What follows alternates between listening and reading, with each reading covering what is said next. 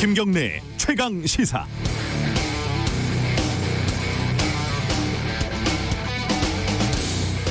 제가 느끼는 부분에 대해서 충분히 제 의견을 전달할 자유가 있다고 생각한다. 저는 어제 더불어민주당 윤영찬 의원이 이 해명을 했는데 좀 생뚱맞았습니다. 자유가 없다고 아무도 얘기한 적이 없는데 말이에요. 전형적인 논점 이탈의 오류입니다. 지금 논란이 되는 거는 방식과 절차의 문제거든요.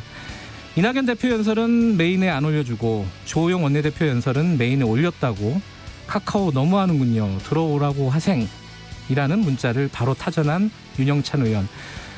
일단 이낙연 대표도 메인에 올라갔다고 하니까 사실관계 파악도 틀린 거죠. 상식적이라면 어제 오늘 상황을 정확히 파악해보생 이렇게 했어야죠. 그리고 실제 문제가 있다면 공문을 보내든 논평을 내든 보도자료를 내든 무슨 대응을 해야겠죠. 다짜고짜 들어오라고 하생은 도대체 어떤 습성에서 나온 말일까요?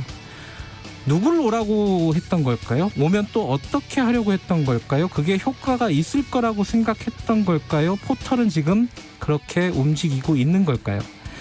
포털 정책을 좌지우지하는 과학기술정보방송통신위원회 위원, 청와대 국민소통수석, 네이버 부사장, 동아일보 정치부장, 이 경력만으로도 윤 의원은 미디어 쪽에서는 큰 권력입니다. 윤 의원은 억울할 수도 있겠지만 6년 전 세월호 참사 당시 청와대에 있던 이정현 홍보수석이 KBS 보도국장한테 전화해서 하필이면 대장이 KBS를 봤네, 좀 도와주소 라고 말을 해서 만들었던 전설적인 유행어와 이 윤영찬 의원의 카카오 들어오라고 하생은 본질에서 크게 다르지 않습니다. 9월 9일 수요일 김경래 최강시사 시작합니다. 김경래 최강시사는 유튜브 라이브 열려 있습니다. 실시간 방송 보실 수 있고요. 문자 참여 기다립니다. 샵 9730으로 보내주시면 되고요. 짧은 문자는 50원, 긴 문자는 100원 들어갑니다. 스마트폰 어플리케이션 콩 이용하셔도 좋습니다. 오늘 1부에서는요. 사전 청약 6만 호. 이게 내 집 마련 지금 계획하고 계신 분들한테 굉장히 관심이 있을 것 같습니다. 이 얘기 좀 해보고요. 2부에서는 정의당 당대표 후보자들 만나봅니다.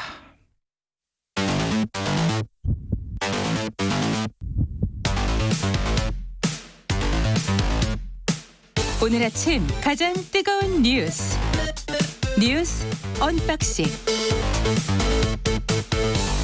네, 뉴스 언박싱. 오늘도 민동기 기자 나와 있습니다. 안녕하세요. 안녕하십니까. 그리고 김민하 시사평론가 나와 있습니다. 안녕하세요. 안녕하세요.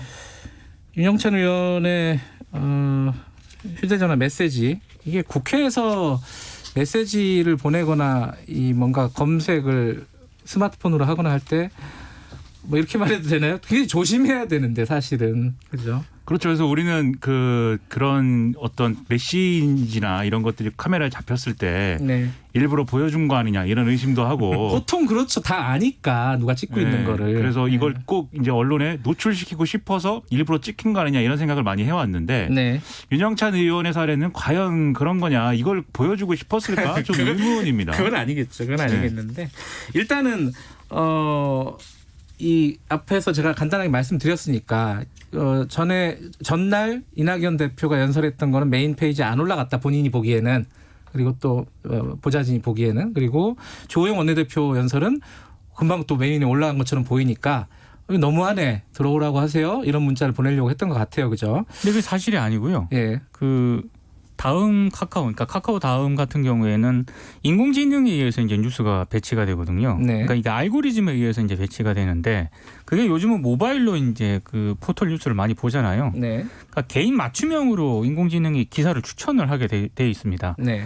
그러니까 지금 그 다음 쪽 설명을 보면 이낙연 대표 연설도 알고리즘에 일단 배치가 됐고요. 그래서 네. 다음에 이제 노출이 됐고 연합뉴스 기사가 노출이 됐다는 거고요. 네. 다만 윤영찬 의원 그 핸드폰, 거기서 이제 이낙연 대표 기사가 다음 메인에 이제 노출이 안 된 것으로 확인이 된 거죠. 그러니까 저도 그런 경험들이 있는데, 제가 어디 가서 이렇게 막 얘기를 하고 그러면 네. 가끔 그게 카카오 메인에 떴다 이러면서 저한테 무슨 뭐 그런 캡처 화면을 보내주는 분도 있고 막 이래요. 그러면 제가 이제 아무리 제가 이렇게 좀 세상사에 초연하고 저의 어떤 욕망이 없다 할지라도 그러면 기쁘지 않겠습니까?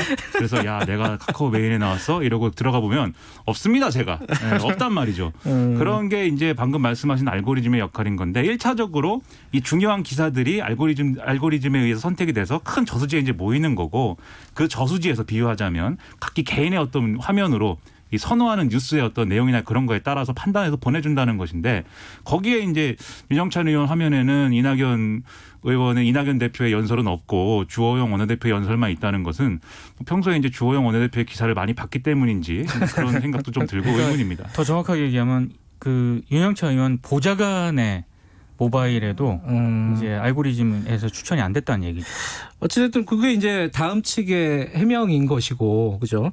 근데 윤영찬 의원이 이게 이제 불거지고 나서 그 뒤에 상임위가 열렸는데 거기서 신상 발언을 했어요. 뭐라고 이렇게 하던가요? 그러니까 이낙연 대표 연설을 보면서 카카오 메인 페이지를 모니터링을 했는데 네. 당시 메인 페이지에는 기사가 노출이 되지 않았다. 근데 반면에 주호영 대표 연설 때는 연설 시작하자마자 메인에 전문까지 붙어서 기사가 떴다. 그래서 이거는 형평성에 문제가 있는 것이다라고 판단을 했고 자신이 느끼는 그런 문제 있지 않습니까? 이 네. 부분에 대해서 충분히 자신의 의견을 전달할 자유가 있다고 생각을 한다. 네. 이 사안을 정치적 사안으로 끌고 가는 건 대단히 유감이다. 이런 입장을 밝혔는데요. 예. 근데 저는 뭐 국회의원이 어떤 사안에 대해서 공개적으로 자신의 입장을 밝힐 수는 있다라고 보는데 네. 이렇게 당사자에게 국회의원이 연락을 해서 항의를 하는 것은 저는 전혀 차원이 다른 그런 문제인 것 같습니다. 그리고 이걸 알고리즘을 정치적 사안으로 이미 윤영찬 의원이 먼저 끌고 가고 있는 거 아니겠습니까? 네, 좀 여러모로 의문이 남는 이런 일입니다. 물론 여기서 이 얘기와는 또 직접적인 연관은 아니지만은 뭐 다음을 창업했던 사람 중에 한 명인 이재용 소카 대표 그렇죠. 같은 예. 경우에는 알고리즘 자체도 문제가 있다 분명히. 그건 그렇죠. 분명히 문제가 예, 있습니다. 그 네. 부분도 문제 제기를 했는데 어쨌든 그건 약간 범주가 다른 얘기고요. 그냥 이게 좀 아직도 이렇게 피감 기관이라고 하긴 그렇지만 어쨌든 그 관할에 있는 그런 사업장을 국회의원이 이렇게 마음대로 오라가라 할 수 있다는 그런 문화 자체가 저는 좀 약간 낯설더라고요. 저는 개인적으로 안타까운 게 윤영찬 의원 같은 경우는 네이버 부사장 출신이거든요. 그렇죠. 그러니까 포털에서 뉴스를 담당했던 그런 당사자였기 때문에 오히려 이런 정치권에서 포털의 뉴스 배치를 가지고 이렇게 저렇게 얘기하는 거를 누구 봐도 잘 알 텐데 그런 분이 이제 이런 논란에 휩싸이니까 조금 아쉬운 대목이 있습니다. 본인의 얘기로는 본인이 대관 업무를 해봐서 원래 그렇게 의원들 얘기 잘 들어줬다. 네. 이게 청취하는 게 뭐 자연스러운 거 아니냐라는 취지를 또 얘기를 했죠. 내가 당한 만큼 나도 하겠다 뭐 이런 얘기 그러진 같기도 않겠죠. 하고. 네. 그러니까 이런 것들이 네. 현실적으로 작동을 하기 때문에 또 국회의원들이 좀 낙선을 했다든지 정기 네. 은퇴를 하고 나서 뭐 기업들의 어떤 여러 가지 선호를 또 받는 것이 아닌가 이런 생각도 듭니다. 어쨌든 시끄러워질 것 같습니다. 다음 얘기로 넘어가죠. 추미애 장관 아들 의혹 문제. 이거는 기사가 너무 많아가지고 어떻게 정리할지를 모르겠습니다. 두 분이 알아서 좀 정리 좀 해주세요. 자, 민동기 기자가 뭐 새로 나온 의혹이라고 할까요? 얘기들 좀 간단하게 정리하고. 이게 지금 새로 나온 의혹하고요. 예. 기존에 나왔던 의혹을 가지고 반박 재반박이 이어지고 있는데 그렇죠. 예. 지금 특혜 휴가 논란과 관련해서는 원래 그 수술과 치료를 이유로 휴가를 다녀오지 않았습니까? 예. 그리고 1, 2차 병가가 있었고 정기 휴가가 있었는데 이 과정에서 병가 이후에 부대에 복귀해야 하는 육군 규정을 어겨서 특혜를 받은 것이다. 지금 국민의힘 쪽에서 이렇게 의혹을 제기를 하고 있거든요. 네. 여기에 대해서 추미애 장관 아들 쪽 변호인은 뭐라고 얘기를 하냐면 카투사는 육군 규정이 아니라 주한미군 규정을 따른다라고 반박을 했는데 이거 역시 이제 사실이 아닌 것으로 또 확인이 됐습니다. 왜냐하면 카투사 역시 휴가 시에는 육군 규정을 따라야 하는 것으로 지금 나왔기 때문이고요. 네. 그리고 지금 육군 규정에 따르면 이 추 장관의 아들이 추가로 요청한 병가 역시 열흘을 초과할 경우에는 군 병원에 입원을 해야 되는데 제한적 사유에 한해서 군병원 요양심사위원회 심의를 거쳐서 휴가를 받아야 하거든요. 네. 그때 이 추 장관의 아들은 이 제한적 사유에 해당되지 않았고 부대 복귀 없이 또 2차로 휴가를 연장을 했습니다. 네. 근데 다만 이제 하나 좀 반론이 제기될 수 있는 대목이 현장에서는 부대 상황에 따라서 이 규정이 제대로 지켜지지 않았다라는 반론도 나오고 있는 그런 상황입니다. 이게 이제 규정상으로는 추미애 장관 쪽에서 얘기했던 부분, 이게 이제 미군 쪽의 규정을 따르는 것이다라고 얘기했던 부분이 국방부 유권 해석에 따르면 잘못된 건데. 잘못된 거죠. 근데 또 지휘관이 또 판단할 수 있다고 한다고 보면은 또 추미애 장관 얘기가 또 맞는 그렇죠. 얘기인 거고 그렇게 되는 거죠. 그러니까 지금. 육군 규정을 따르더라도 예. 이 휴가가 이제 가능한 거냐 불가능한 그렇죠. 거냐의 그게 문제는 본질이긴 한데 사실은. 그렇죠. 가능하다라고 볼 수 있는 주장이 지금 또 있는 거고요. 예. 그다음에 별개로 이제 이게 이 미군 규정이나 육군 규정이냐에 따라 달라지는 문제 중에 하나가 네. 지금 군에 이 휴가 관련해서 병가를 낼 때 제출했어야 되는 서류들이 보관이 안 돼 있다는 거 아닙니까? 예. 근데 여기에 대해서 이제 이 추미애 장관 아들 서모 씨 측은 그것을 이제 미군 규정에 따라서 1년간 보관하도록 되어 있는 것이기 때문에 보관이 네. 안 돼 있어도 문제가 아니다라고 주장을 했지만 방금 얘기했듯이 그것은 육군 규정을 따라야 되는데 육군 규정을 따른다면 5년간 보관을 해야 돼서 네. 이것이 안 돼 있는 것은 또 문제다 이런 얘기를 또 한쪽에서 하고 있는 거죠.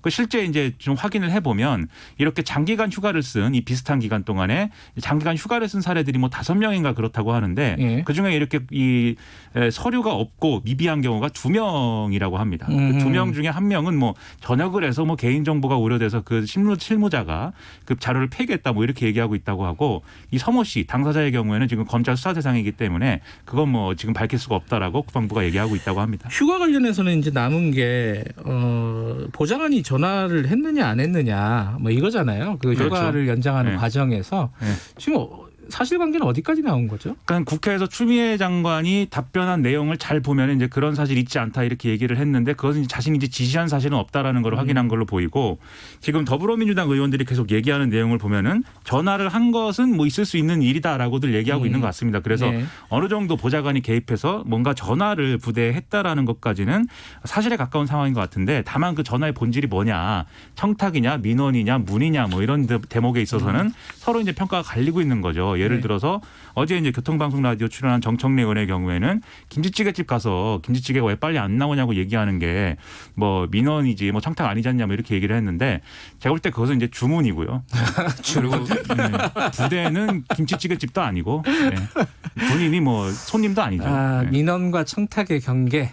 어쨌든 전화를 한 거는 대체적으로 좀 서로 인정되는 분위기긴 한데 물론 네. 이거는 이제 검찰 조사 수사 결과가 그렇죠. 나와야 되긴 하겠지만은 어쨌든 그 전화를 했다 하더라도 뭐 아들과 보좌관이 또 친분이 있어서 보좌관이 그냥 알아서 했다라는 취지로 민주당 쪽에서는 얘기를 좀 하고 그런 있는 것 얘기도 같고요. 나오죠. 그게 공식적인 또 입장은 아닌 것 같고요. 네. 그리고 또 이 보좌관이 전화를 했다는 진술이 검찰 조사에서 누락됐다 이게 있지 않습니까? 아, 그 부분이 또 있죠. 네, 이거 관련해서는 검찰은 일단 그 당시에 왜 이게 누락됐는지 여부들을 이제 사실 확인을 못 하고 있는 상황인데 예. 다만 그러면 이 진술을 했다는 이 군인을 군 관계자를 예. 다시 불러서 재조사하겠다는 게 지금 검찰의 입장입니다. 근데 한 가지 좀 이상한 게 이게 김민아 기자가 여기 써왔는데 동아일보에서 추미애 장관 부부 중에 한 명이 1차 병가 마지막 날 국방부 민원실에 휴가 연장 문의했다 이렇게 크게 썼는데 네. 이건 민원실에 전화할 수 있는 거 아니에요? 이거 자체는? 그렇죠. 당사자의 부모 입장에서는 그러니까요. 이건- 알아볼 수 있죠. 이게 보좌관에게 사적인 업무를 시키는 것은 문제일 수 있는데 그거 보좌관이 전화하는 건 문제일 수 있는데 뭐 당연히 자기 아들이 어떤 휴가 연장 여부를 문의할 수 있는 거 아니겠습니까? 취지는 아마 그 휴가 연장에 대해서 추미애 장관 부부가 굉장히 관심을 갖고 있었다라는 뭐 그런 취지인 것 같은데 근데 동아일보 기사를 하고 싶은 얘기는 잘 모르겠어요. 저도 봤는데 이걸 네. 왜 썼는지는 잘 모르겠어요. 자, 휴가는 그렇고 또 하나 지금 나오고 있는 게 자대 배치 청탁 관련해서는 이게 애초에 이제 그 가족들이 청탁을 했는데 그 대령이 훈계를 했다는 거 아니에요? 그렇게 안 한다. 이게 가족이 청탁을 한 건지 뭔지도 정확히는 정확하지 모르겠는데 않습니다. 예. 네. 청탁이 아무튼 있어서 있어서. 그리고 본인이 청탁을 받았다는 건지도 지금 불분명합니다. 어쨌든 청탁이 있어서 그것에 대해서 자신이 이 거절을 하고 그런 청탁 뭐 부대 배치를 이제 뭐 의정부에서 용산으로 옮겨달라 이런 것들은 거부하고 규정대로 처리했다라고 주장을 하고 있는 거고 예. 여기에 대해서 지금 서모 씨 측 변호인은 부대 배치나 보직 카투사의 경우에는 컴퓨터 난수 추첨을 여럿이 모인 자리에서 두 눈으로 확인하면서 한다 이렇게 얘기를 하면서 외부 개입의 어떤 여지가 없는 거다라고 해명을 하고 있습니다. 훈계를 뭐 그 대령이 40분간 했다. 40분간 했다라고 보도가 됐죠. 그거는 서로 간의 입장이 좀 다르더라고요. 그렇죠. 그게 말이 되냐 이런 네. 얘기를 했고 추미애 장관과 관련된 것만 훈계한 건 또 아닌 것 같이 또 얘기가 나오기도 하고 여럿이 있는 부대 내 식당에서 100여 명이 모여서 식사를 하는 자리에서 한 얘기고 서모 씨 측은 따로 만난 적이 없다라고 얘기를 하고 있습니다. 자, 일단 자대 배치는 그렇고 또 하나가 유학 비자 이건 또 딸 얘기예요, 그죠? 이것도 청탁이라고 봐야 돼요. TV조선이 네. 보도를 했는데요. 예. 추미애 장관 보좌관이었던 A 씨가 2017년 추 장관 지시를 받고 프랑스 유학 준비 중이던 둘째 딸의 비자가 빨리 나올 수 있도록 해달라 이렇게 외교부 직원에게 요청을 했다는 건데 네. 외교부가 확인을 해보니까 비자 발급에 대해서 문의한 사실은 일단 파악이 됐다고 합니다. 예. 그런데 그 당시에 전화를 받았던 외교부 직원은 추 장관 딸의 비자와 관련해서 일반적인 안내만 했고 별도 조치는 없었다. 이게 외교부 입장이고요. 예. 그리고 실제로 비자 같은 경우에는 해당 국가의 권한으로 발급을 하는 것이기 때문에 그렇죠. 이게 외교부가 개입한다고 해서 되는 문제는 아니거든요. 그래서 그런 취지로 당시에도 설명을 했다. 그리고 지금 추 장관의 아들 변호인 쪽에서도 비자 발급은 청탁으로 이루어질 수 없는 것이다라고 반박을 하고 있습니다. 그러니까 이게 전화를 할 때는 이거 빨리 비자가 빨리 나와야 지금 예. 유학 가는 게 무리가 없는데 왜 빨리 안 나옵니까? 이렇게 했다는 것이고 그것에 대해서 그건 뭐 외교부에 얘기해봐야 소용이 없습니다. 외교부가 이렇게 답변을 했다는 건데 예. 왜 빨리 안 나옵니까의 뉘앙스가 예. 궁금합니다인지 아니면 빨리 내줄 수 없습니까인지 이게 이제 앞으로 쟁점이겠죠. 그것도 딸 본인이 한 게 아니라 추 장관의 보좌관이 그렇죠. 했다라는 의혹인 거잖아요. 그죠? 보좌관이 했다고 합니다. 네. 예, 약간 AI랑 비슷한 것 같아요. 왜 기사 안 올렸어요? AI가 했는데요. 저쪽 대사관에서 알아서 하는 건데요. 물론 이제 소통할 수도 있고 이것도 좀 따져봐야 될 문제인 것 같고 아직까지는 좀 흐릿합니다. 전체적으로 사실관계가. 그렇습니다. 또 하나가 통역병. 이 통역병 문제는 지금 조선일보가 제3의 인물이 개입했다. 이건 또 무슨 말이에요 도대체? 조선일보가 얘기하는 제3의 인물이라는 것은 예. 이 통역병 선발과 관련해서 지금 나오고 있는 청탁 루트가 이 제시가 돼 있습니다. 그게 예. 이제 송영무 국방부 장관의 정책 보좌관으로 파견된 더불어민주당 출신 모 씨가 뭐 여러모로 손을 쓰려고 했다 이런 얘기인데 이 모 씨 외에 이 모 씨가 이제 추미애 장관 또 당시에 추미애 당대표였던 지시나 이런 걸 받고 했다는 여러 보도도 있지만 그런 거 외에 여권의 다른 인물들이 여당의 다른 인물들이 추미애 장관의 어떤 뭐 눈도장을 찍기 위해서 또는 줄을 서기 위해서 이 통역병을 시켜주려고 여러모로 손을 쓰려는 과정이 있었다라는 게 조선일보의 알겠습니다. 이제 보도입니다. 이 뭐 사실관계는 대략 뭐 크게 카테고리를 나누면 이 정도 된 것 같고 네. 지금 야당은 특임 검사하자고 하는 거죠? 그렇습니다. 특임 검사를 하자고 하고 있는데 예. 그 추미애 장관에게도 주호영 원내대표가 어제 교섭단체 대표 연설에서 예. 특임 검사나 특별 검사 수사를 자청하지 못하겠다면 예. 추 장관이 장관 자리를 사임하는 게 맞지 않겠냐 또 이렇게 비판을 하기도 했습니다. 여당은 뭐라고 그러고 있어요 지금? 여당은 이제 뭐 검찰 수사를 지켜보자는 입장인데 네. 근데 뭐 여당의 주장 공개된 주장은 공식적인 주장은 그런 건데 특임 검사의 경우에는 검사들의 어떤 비위나 이런 거를 수사하기 위한 제도이지 이런 데 적용하는 적절하지 않다 이런 지적이 나오고 다만 그러면은 특임 검사가 아니더라도 검찰 쪽에서는 예를 들면 특수본이나 뭐 이런 거를 좀 더 큰 걸 이제 수사팀을 별도의 수사팀을 구성을 해서 중립적으로 하는 게 어떠냐 뭐 이런 얘기를 물 밑에서만 하고 있고 공식적으로는 안 하고 있다라는 게 언론의 보도입니다. 절대 그런 얘기는 안 하고 있다. 예. 어제 양양자 최고위원이 저희를 인터뷰하면서 검찰 수사를 좀 기다려 보자고 하는 게 아마 이제 민주당의 전반적인 어떤 기류인 것 같고 이것도 역시 지켜봐야 될 일인 것 같습니다. 오늘 여기까지 듣죠. 고맙습니다. 고맙습니다. 민동기 기자 김민아 시사평론가였습니다. 김경래 최강 시사 듣고 계시고요. 지금 시각은 7시 38분입니다. 출근길 날씨 정보입니다. 우산을 가지고 나가셔야겠습니다. 오늘 전국 대부분 지방에 비가 오겠는데요. 대기가 무척 불안정해서 천둥, 번개를 동반해 요란하게 내리겠고 일부 지역에는 강하고 많은 양의 비가 쏟아질 전망입니다. 예상 강수량이 10mm에서 최고 60mm가 되겠고요. 비는 밤에 대부분 그치겠지만 서울, 경기와 강원, 영서는 내일 아침까지 이어지는 곳이 있겠습니다. 한편 동해안과 제주도는 오늘 구름만 많이 낄 전망입니다. 현재 기온은 전국이 20도 안팎으로 선선합니다. 예상한 낮 기온은 서울 25도, 대전, 광주 27도, 대구와 제주 29도 등으로 어제보다 조금 낮겠습니다. 현재 서울의 기온은 21.4도입니다. 날씨 정보 송소진입니다. 이어서 이 시각 교통 상황을 KBS 교통정보센터 김한나 씨가 전해드립니다. 네, 현재 호남고속도로는 천안 방면으로 석곡 부근에서 빗길 미끄럼 사고가 났습니다. 지금은 갓길로 옮겨서 사고를 처리하고 있는데요. 길이 많이 미끄러우니까 조심 운전하셔야겠습니다. 경부고속도로 서울 쪽은 수도권이고요. 죽전휴게소 부근 5차로에서 사고를 처리 중이라 뒤로 1km 정체되고 있습니다. 한편 수도권 제1순환고속도로는 오늘도 김포 요금소에서 1, 2, 3차로를 막고 작업을 하고 있습니다. 양방향으로 작업 여파 받고 있고요. 서울 시내에서 서울시에서는 내부순환도로 성산 방면으로 성산 램프 부근 1차로에서 사고가 발생해서 뒤로 홍은 램프부터 속도 떨어지고 있습니다. KBS 교통정보센터였습니다. 최강 시사.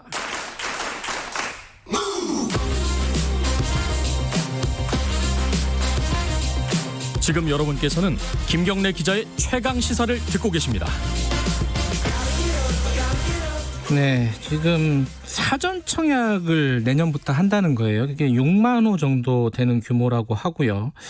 이게 이제 사실 집을 살려고 하는 사람들이 많으니까 그 심리를 좀 잡겠다는 거죠. 근본적으로는 앞으로 좀 지으려면 시간이 걸리지만은 사전에 청약을 해서 집을 이렇게 예약을 한 거죠. 사실 쉽게 얘기하면은 이게 집값 안정에 도움이 될 것인지, 그 규모는 적절할 것인지 여러 가지 평가할 지점들이 있는 것 같습니다. 관심이 굉장히 많았었던 부분 있잖아요. 뭐 태릉 CC 그 골프장, 그리고 뭐 과천 정부청사 이런 데는 아직 확정이 되지 않았어요.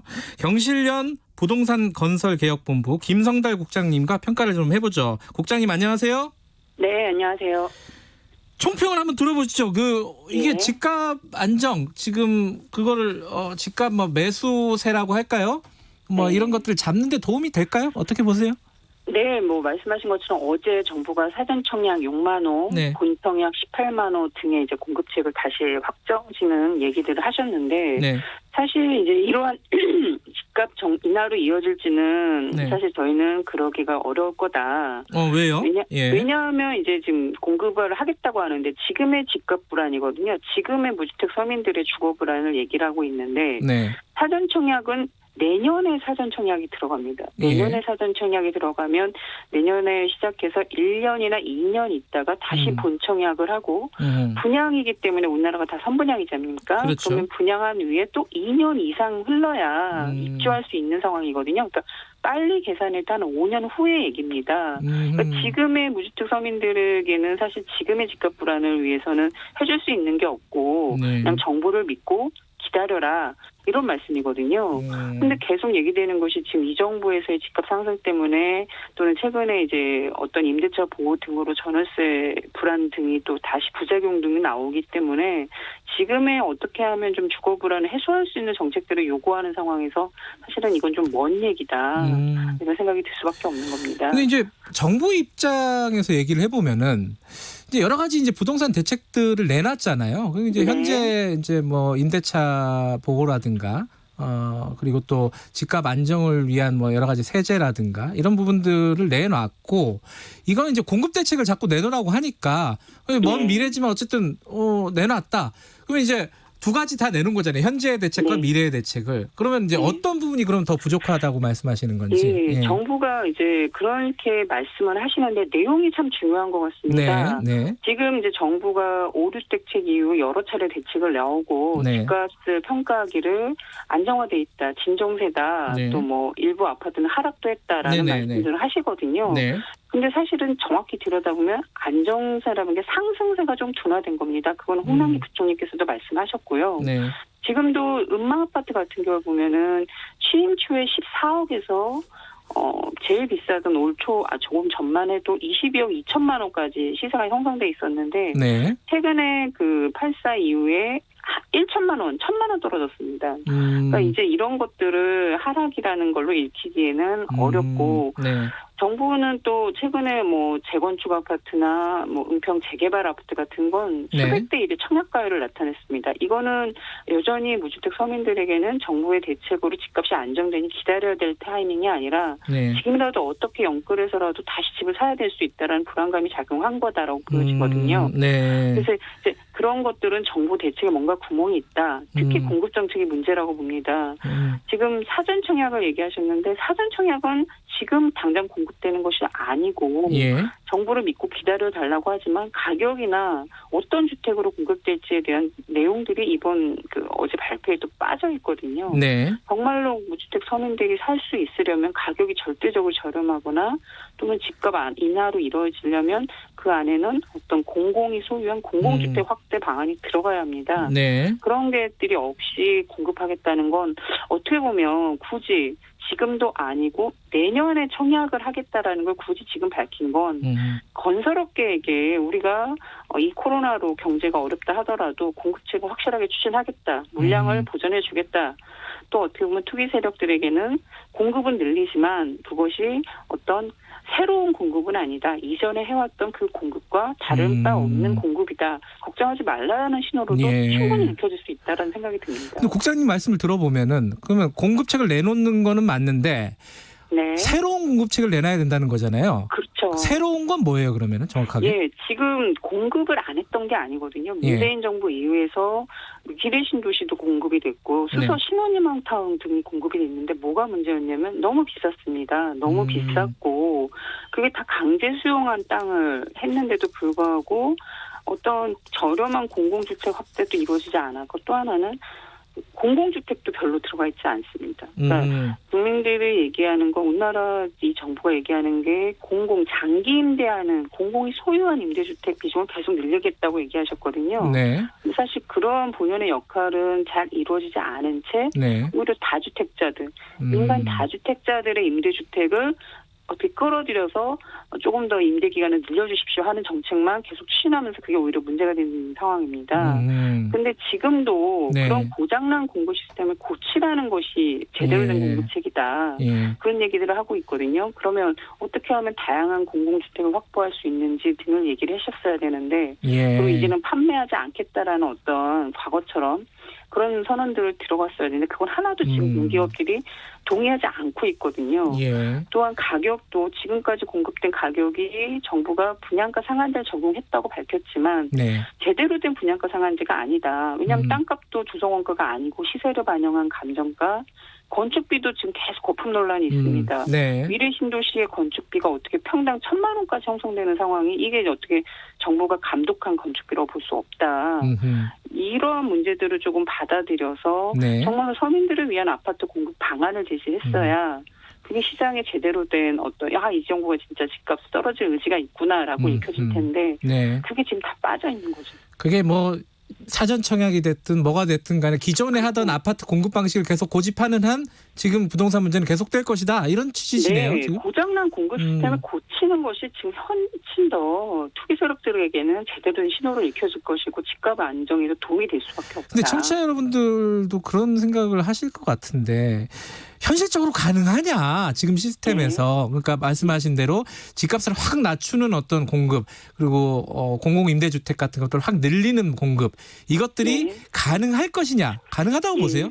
가능하다. 왜 그러냐면 정부는 이번에 발표한 게 사전 청약 6만 호는 네. 3개 신도시의 일부를 지금 사전 청약하겠다. 왜냐하면 3개 신도시가 지금 지구 계획도 확정되지 않았고 네. 보상도 지금 아직 이루어지지 않은 상황이기 때문에 네. 미래 얘기인 거고요. 예. 그 이전에 이미 정부가 확보해서 개발하겠다는 공공주택의 공급 주택이 있습니다. 네. 그게 이제 올 하반기에도 나오는 본청약이 되는 주택들이 위례도 있고 네. 또 뭐 판교도 있고 과천 지식정보타운 등등해서 18만 호를 이 문재인 정부에서 공급하겠다. 분양하겠다는 네. 얘기거든요. 예. 근데 그런 거에 대해서는 정부가 얼마든지 분양가에 대해서 너무 비싼지 정부가 제대로 감시자의 영역만 하면 현행 법을 그대로 적용하더라도 떨어질 여지는 충분히 있다라는 생각이 들고요. 또 하나는 사전 청약을 많이 한다면 네. 용산 정비창 부지나 어떤 뭐 서울 의료원 부지나 강남에 이런 국공유지가 이미 정부가 가지고 있는 땅들이 있습니다. 이 네. 민간의 개인들이 가지고 있는 논밭이며 수용하는 건 너무 어려운 과정들이 있는 거거든요. 예. 물량도 많고 불필요하게. 하지만 이 도심 내나 좋은 입지에 정부가 가지고 있는 땅을 활용하는 방안은 그건 정부가 계획만 잘 세우면 가능하다고 저희는 보고 예. 이미 과거 정부에서도 집값을 어떻게 저렴한 공공주택이 나와서 주변 집값을 끌어내렸던 사례는 이명박 정부에서 나왔던 강남 서초 900만 원짜리 아파트가 있었거든요. 예. 500만 원짜리 토지는 임대하고 건물만 분양하는 아파트도 있었고 이런 다양한 공공주택 정책들이 나왔었다. 예. 그런 것들을 지금 정부가 하면 되는 겁니다. 엄격한 분양가 상한제 실시와 다양한 공공주택 확대 방안. 전혀 이전에 없었던 정책은 아닌데 지금 이 정부에서 안 하려는 이유가 오히려 뭔가 그런 면에서 좀 많이 아쉽고 좀 지금이라도 해법을 제시해야 한다 이렇게 보여지는 거죠. 아까 그 국장님께서 간단하게 좀 언급해 주셨는데 이제 홍남기 부총리가 가격이 지금 부동산 가격이 안정되고 있다는 얘기를 했습니다. 그런데 이제 좀 비판들이 있었어요. 이 좀 너무 급격하게 떨어진 비정상적인 매물만 뽑아가지고 보여준 거 아니냐 뭐 이런 얘기도 있는데 한편으로 보면 여러 가지 뭐 예를 들어 매매 심리 지수라든가 뭐 급매물 지수라든가 이런 것들은 조금씩 나아지고 있는 것 같기도 하고 어떠세요? 평가하시기면. 지금 이제 8.4 대책 나오고 한 달이 지났습니다. 근데 이제 사실 이 정부에서 대책을 22차례, 3차례 지금 뭐 더 많은 대책을 발표를 했는데 그 발표할 때마다 초강력 대책이라고 했거든요. 투기 근절 대책. 뭐 제일 앞서서는 2018년 9.13 대책부터 시작하고 뭐 작년에 12월에 15억 이상은 아예 대출 안 해주겠다는 초강력 규제 정책이 나오곤 했었는데 그때마다 시장은 움찔한 거죠. 움찔하면서 급매물 중심으로 하락하는 모양 아파트도 나오기도 했습니다. 근데 문제는 그리고 다시 반등했습니다. 그러니까 이제 이러한 것들이 이 정부에서 지금 계속 반복되어 오면서 결과적으로 집값은 맨 처음에 서울 아파트 평균치가 취임 초에는 6억이었던 게 지금은 9억 2천만 원이라는 거거든요. 그건 변하지 않는 사실인 거죠. 그러니까 시장은 다주택 세력들은 투기 세력들은 정부가 규제할 때마다 움찔하면서 눈치를 보긴 하지만 결과적으로는 다시 정부가 어떤 근본 대책을 내놓지 않았다는 걸 알기 때문에 다시 시장 가격이 올라왔다. 지금도 그런 것들이 우려되는 게 정부의 정책에는 근본 대책이 다 빠졌다고 계속 말씀을 드리고 있잖아요. 그래서 결국은 이것이 떨어지는 것이 아니라 다시 끌어올리는 것으로 작용할 수밖에 없지 않을까 그런 생각을 하고 있어서 지금은 이제 움찔하는 정도일 뿐이라는 우려를 갖고 계시는 거군요. 다주택자들이 가지고 있는 매물은 700만 호가 됩니다. 그중에 상당 부분은 이 정부 대책으로 정말 내가 이제 더 이상 다주택을 갖고 있으니까 손해보겠구나. 그러면 막 시장에 나오거든요. 그런 물량들이. 근데 지금은 그건 아닌 것 같다라는 판단하에 있기 때문에 대대적으로 이 물량이 시장에 나오지 않고 있다. 그리고 앞서 말씀드린 것처럼 정약 과열을 말씀드렸잖아요. 집값이 떨어진다고 읽혀지면 무주택자들도 집을 살 수가 없습니다. 수억 원에 하는 집값이 그렇게 집값이 떨어지는데 내 집 마련이 기회라고 생각하지 않고 좀 더 시장을 보거든요. 근데 지금은 여전히 집값이 떨어지지 않을 거란 판단하에 영끌에서까지 그 청약 과열로 들어간다는 말인 거거든요. 그런 것들도 한번 잘 봐야 된다. 사전 청약 얘기 나오면서 이 전세 얘기가 또 이제 더 우려된다. 왜냐하면 사전 청약을 하더라도 이제 아까 말씀하신 대로 한참 기다려야 하기 때문에 이 전세 문제 지금 또 임대차법이 바뀌어가지고 더 전세값이 폭등하는 거 아니냐 이런 우려들이 있는데 어떻게 보세요 전세 문제는? 지금 사전 청약은 5년 후에 입주할 수 있는 상황이기 때문에 지금의 전월세 세입자들에게는 정말로 아주 뭐 영향을 주기에는 미흡하다. 또 가격이 절대적으로 안정화돼 있기 때문에 이제 정말 저주택만 기다리면 내가 이 시장에서 조금 힘들더라도 기다리면 나에게 집도 마련하고 내가 살 수 있는 가격이 나오겠구나. 이렇게 보여지지는 않는다. 그렇기 때문에 지금의 전월세 불안을 해소하기 해소할 수 있다라고 보여지진 않습니다. 오히려 지금 더 무주택 서민의 또는 전월시장 불안을 해소한다면 당장 지금 정부가 분양하겠다는 물량 18만 호 그게 요지에 있습니다. 위례도 있고 판교에도 있고 과천 이미 정부가 지구 지정해서 분양 일정이 거의 예정되어 있는 이 주택 가격을 정부가 철저하게 감시해서 공급하는 것이 훨씬 더 실효성이 있다 보시는 거죠. 알겠습니다. 그 확실한 대책을 좀 마련해야 된다. 기존에 하던 대로 하면 안 된다라는 말씀이시네요. 고장난 공급 시스템부터 고쳐주기를 바라는 겁니다. 여기까지 듣겠습니다. 고맙습니다. 네, 감사합니다. 경실련 부동산 건설개혁본부 김성달 국장이었습니다. 1부는 여기까지 하죠. 잠시 후 2부에서 8시에 돌아옵니다.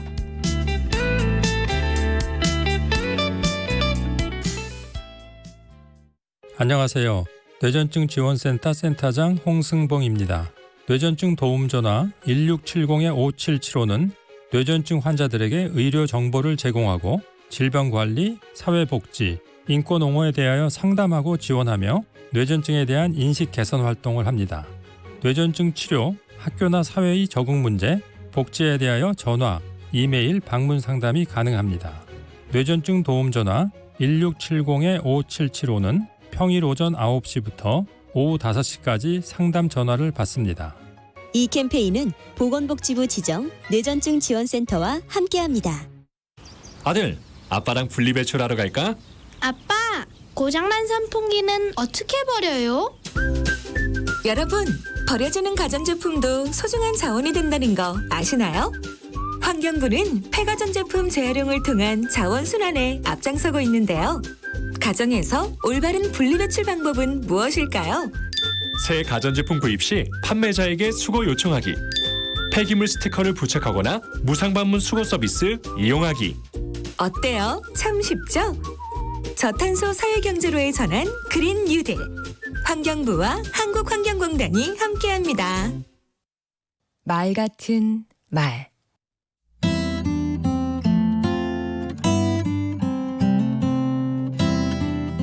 안녕하세요. 강원국입니다. 좀 말이 되는 소리를 해라. 말 같지 않은 소리 하지 마라. 논리적 오류를 지적하는 말들이죠. 오늘은 논리적 오류에 관해 살펴보겠습니다.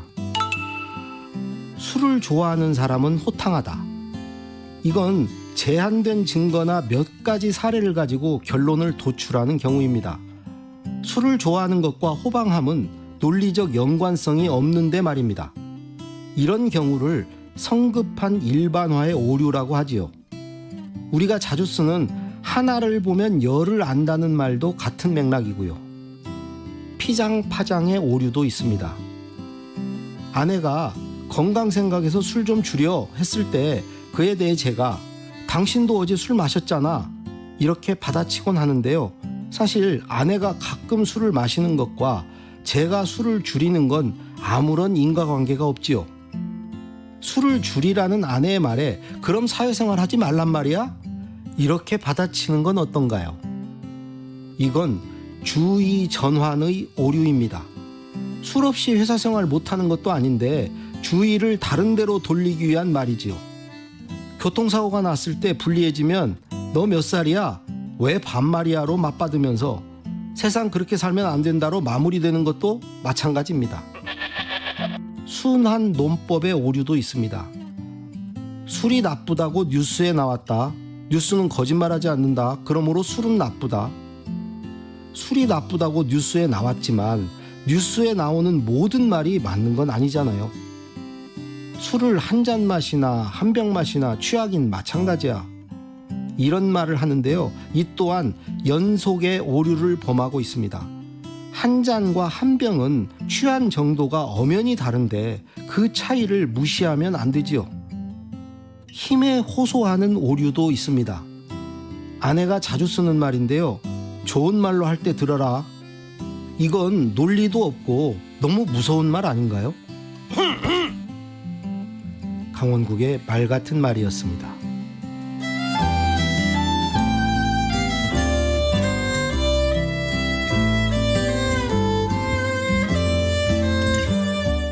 동안 술 얘기만 하다니 알코올 중독 아니냐고요? 논리적으로 생각해 주세요.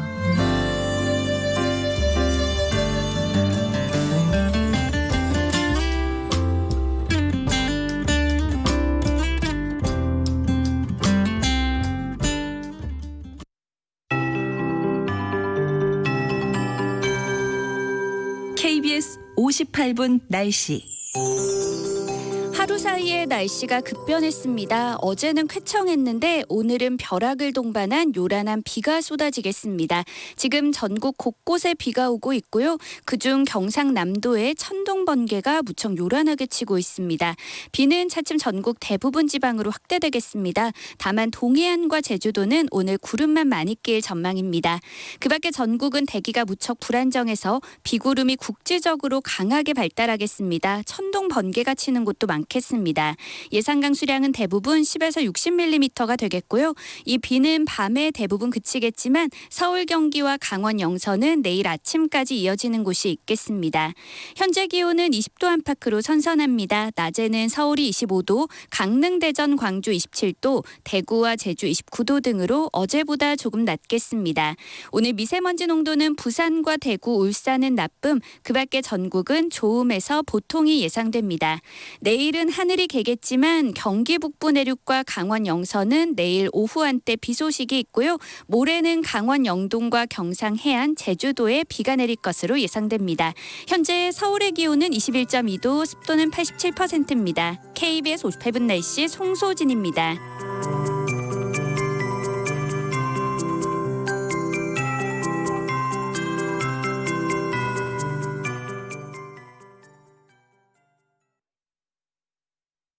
정성을 다하는 국민의 방송 KBS가 8시를 알려드립니다.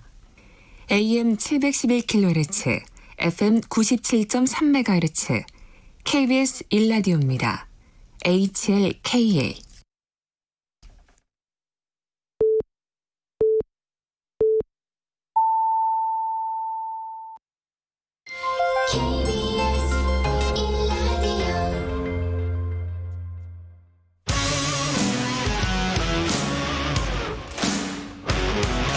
탐사보도 전문 기자 김경래 최강 시사. 김경래 최강 시사 2부 시작하겠습니다. 정의당에서 지금 당대표 선거가 진행이 되고 있습니다. 4명의 주자들이 출사표를 던졌고요. 심상정 대표, 고 노회찬 의원의 뒤를 잇는 진보정치의 다음 세대 대표 주자를 뽑는 선거입니다. 정의당이 또 고민이 많은 곳이죠. 지금 4명의 후보들 차례로 좀 연결해가지고요. 입장을 한번 들어보시죠. 비교해가면서요. 먼저 배진교 후보부터 좀 연결을 해보겠습니다. 후보님 나와 계시죠? 안녕하세요. 네, 반갑습니다. 배진교입니다. 예, 일단 원내대표직까지 사임하시고 대표에 나섰어요. 이게 뭐 이유를 간단하게 좀 설명을 해주시죠. 네, 지금 이제 당 혁신이 어느 때보다 중요한 상황이고 네. 이런 당 혁신을 힘있게 추진하기 위해서는 네. 원내와 원외를 아우르는 통합 리더십이 필요한 상황인데요. 네. 국회의원은 원외 일을 할 수 있어도 예. 원외 인사가 사실은 국회의 일을 할 수 없는 한계가 분명히 있는 것이거든요. 예. 그래서 여러 고민이 많았지만 이것은 원내에 있는 국회의원이 결단할 문제라고 판단을 해서 네. 당 혁신을 위한 통합 리더십을 발휘하기 위해서 네. 출마를 결심하게 되었습니다. 이런 얘기들 많이 하는데 정의당이 위기다 이렇게 보십니까? 네, 지금 당은 엄중한 위기 상황이라고 생각을 하고 있습니다. 예. 사실 이러한 위기의 핵심은 당원들의 가슴을 뛰게 하고 또 시민들이 인정하는 선명한 당의 정체성을 보여주지 못한 문제가 네. 핵심이라고 좀 생각을 하고 있는 거고요. 예. 또 하나는 진보정당을 시작했던 30대, 40대, 저도 30대 진보정당을 시작했으니까요. 벌써 어느새 50대, 60대가 되었거든요. 네. 새로운 시대에 부응하는 또 새로운 세대로의 세대 교체가 더디게 진행되고 있는 것도 당의 위기의 문제라고 보고 있습니다. 근데 더 큰 문제는 예. 이런 정의당의 위기가 사회적 위기에 놓여 있는 시민들의 목소리를 국회에 크게 울리게 해야 되는데 네. 정의당이 작아짐으로 인해서 네. 이런 사회적 위기에 놓여 있는 시민들의 목소리가 작아지는 것이 예. 더 큰 위기라고 저는 생각하고 있습니다. 이게 좀 추상적으로 흘러갈 수밖에 없는 얘기긴 한데 구체적으로 그럼 무엇을 바꿔야 되는지 정의당에서 그걸 좀 말씀해 주시죠. 우선적으로는 민주당과의 관계 문제를 이제 정확히 하고 네. 이 당의 정체성을 분명히 하는 것이 필요하다고 생각을 합니다. 네. 그동안 경제성장 또는 민주화라고 하는 이유로 네. 뒤로 밀려 있었던 불평등 문제 해결을 위해 네. 정의당이 민생 정치를 다시 복원하는 것 네. 이것이 진보정당의 존재 이유라고 생각을 하고 있고요. 네. 그런 측면에서 이제는 불평등 해소, 기후위기 극복, 그리고 젠더 평등이라고 하는 새로운 가치 중심의 네. 진보정당으로 재창당이 저는 필요하다고 생각을 하고 있습니다. 그 민주당과의 관계가 중요하다고 말씀하셨는데 민주당 이중대 이런 얘기 많이 들었잖아요. 사실 외부에서. 네. 그거 어떻게 해소해야 된다고 보십니까? 이제는 과거의 민주대연합은 이제 끝났다라고 생각을 하는 거고요. 네. 민주당이 시민들의 삶을 다 대변하고 있는 것 같지만 네. 사실은 상위 20%의 민주주의로 사실은 전체 100%의 100%를 대변하는 것처럼 팬덤 정치를 이끌고 있는데요. 과연 80%의 시민의 삶이 과연 바뀌었냐라고 하는 측면에서 놓고 보면 저는 그렇지 않다. 그래서 민주당이 대변하는 시민들과 정의당이 대변하는 시민이 분명히 다르다라고 하는 것을 네. 말씀드리는 것이고요. 그런 측면에서 이제는 이 가치들에 동의하는 모든 시민들과 함께하는 진보정당의 길을 가야 된다 이렇게 말씀드리겠습니다. 현안들에 대해서도 한 분씩 다 공통적으로 좀 여쭤볼게요. 추미애 장관 아들 휴가 문제, 청탁 의혹 문제 여러 가지가 있는데 여기에 대한 입장 간단하게 좀 설명을 해주시죠. 어쨌든 지금 추미애 장관의 아들이 무릎에 문제가 있었고 휴가 기간 중에 이제 수술을 받은 것은 사실인 것 같습니다. 그런데 이제 국내 행정서류가 남아있냐 남아있지 않냐라고 하는 의혹들을 지금 계속 주고받고 또 대응을 하고 있는 상황인데요. 이 문제는 사실은 사실관계를 확실하게 증명하면 될 문제인 거고 그런 측면에서 추미애 장관이나 민주당도 이 문제를 적극적으로 대응하지 못한 측면이 있다. 이런 생각이 듭니다. 어쨌든 이런 문제로 우리 국민들이 지금 코로나와 또 태풍으로 상당히 어려움을 겪고 있는데 지나치게 이런 문제가 이슈가 돼서 국민들의 또 마음에 상처가 되지 않았으면 좋겠습니다. 특임검사 찬성하세요? 과연 이러한 문제로 특임검사가 필요한지 이것은 사실 이제 검찰의 수사가 진행되고 있으니까 신속하게 검찰이 수사할 수 있도록 촉구하고 그 결과를 검찰이 빨리 내놓는 것이 필요하다고 생각을 합니다. 2차 재난지원금 선별 지급이 확정이 돼서 지금 진행이 되고 있는데 이 부분은 어떻게 보십니까? 저는 시종일관 모든 국민에게 지급해야 한다고 주장을 해왔고요. 또다시 왜 이렇게 힘들게 선별하려고 하는지 알 수가 없습니다. 사실 재난지원금의 성격이 돈이 돌게 하고 어려움을 극복하는 데 있지 않겠습니까? 그런데 정부와 여당은 소유와 이득 개념으로만 빈자와 부자를 나누는 것 같아요. 사실 이 재난지원금은 누군가에게는 생존이고 또 누군가에게는 여유를 줄 수 있고 또 누군가에게는 경험이 돼서 돈이 돌고 그만큼 어려움에 대해서 서로 이해하고 어려움을 덜어내는 공동체가 상생하는 방식인데 사회 공동체를 바라보는 데 있어서 철학이 없는 것이 아닌가 하는 아쉬움이 많이 남습니다. 알겠습니다. 윤영찬 의원이 청와대 출신 윤영찬 의원이 카카오 보도에 대해서 불만을 가지고 들어오라고 하세요. 이런 문자를 보냈다는 게 어제 나왔어요. 이거 어떻게 보십니까?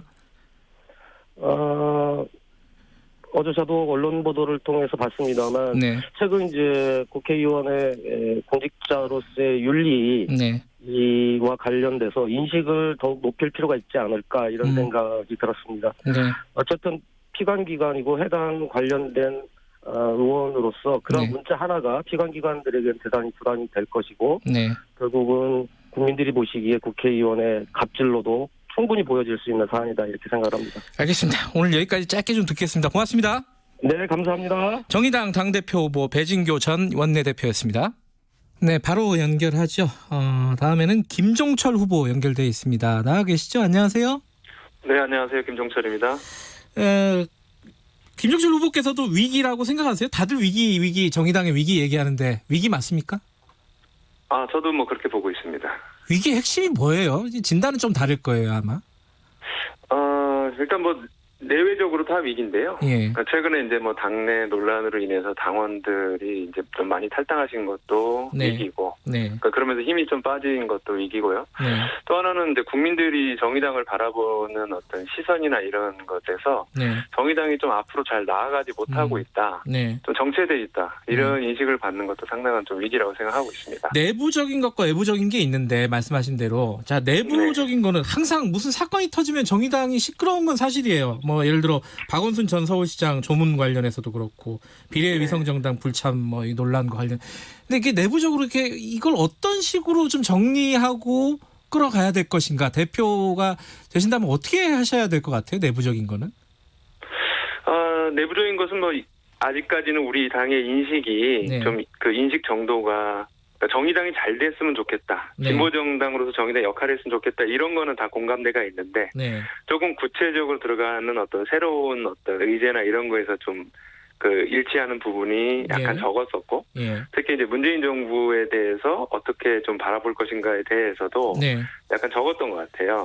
근데 이제 그런 인식을 조금 높여 나가면서 동시에 우리가 사회적인 메시지를 더 좀 대담하게 내는 것 이런 걸 통해서 좀 극복이 가능하다고 좀 보고 있습니다. 그런 차원에서 민주당하고 진검승부를 벌여야 한다 이런 말씀하셨잖아요, 그죠? 네. 어떤 게 진검승부입니까? 오늘 그러니까 얼마 전에 그 2, 4분기 우리나라 합계 출생률을 보니까 0.84더라고요. 네. 이게 이제 세계 198개국 중에 198위인데 네. 저는 이 정도 되면은 이제 국가 소멸 단계의 시작이 이제 시작됐다 이렇게 보거든요. 예. 그럼 이게 못할 것이 없어야 되는데 예. 그런 점에서 보면은 그 민주당이 예를 들면 이제 증세를 해가지고 네. 그걸 보편복지로 나눈다거나 네. 아니면 재분배에 써가지고 좀 더 공평한 사회를 만들다거나 이런 거에 대단히 소홀했습니다. 네. 그래서 뭐 미국이 2차 대전 직후에 한때 소득세가 한 88%까지 네.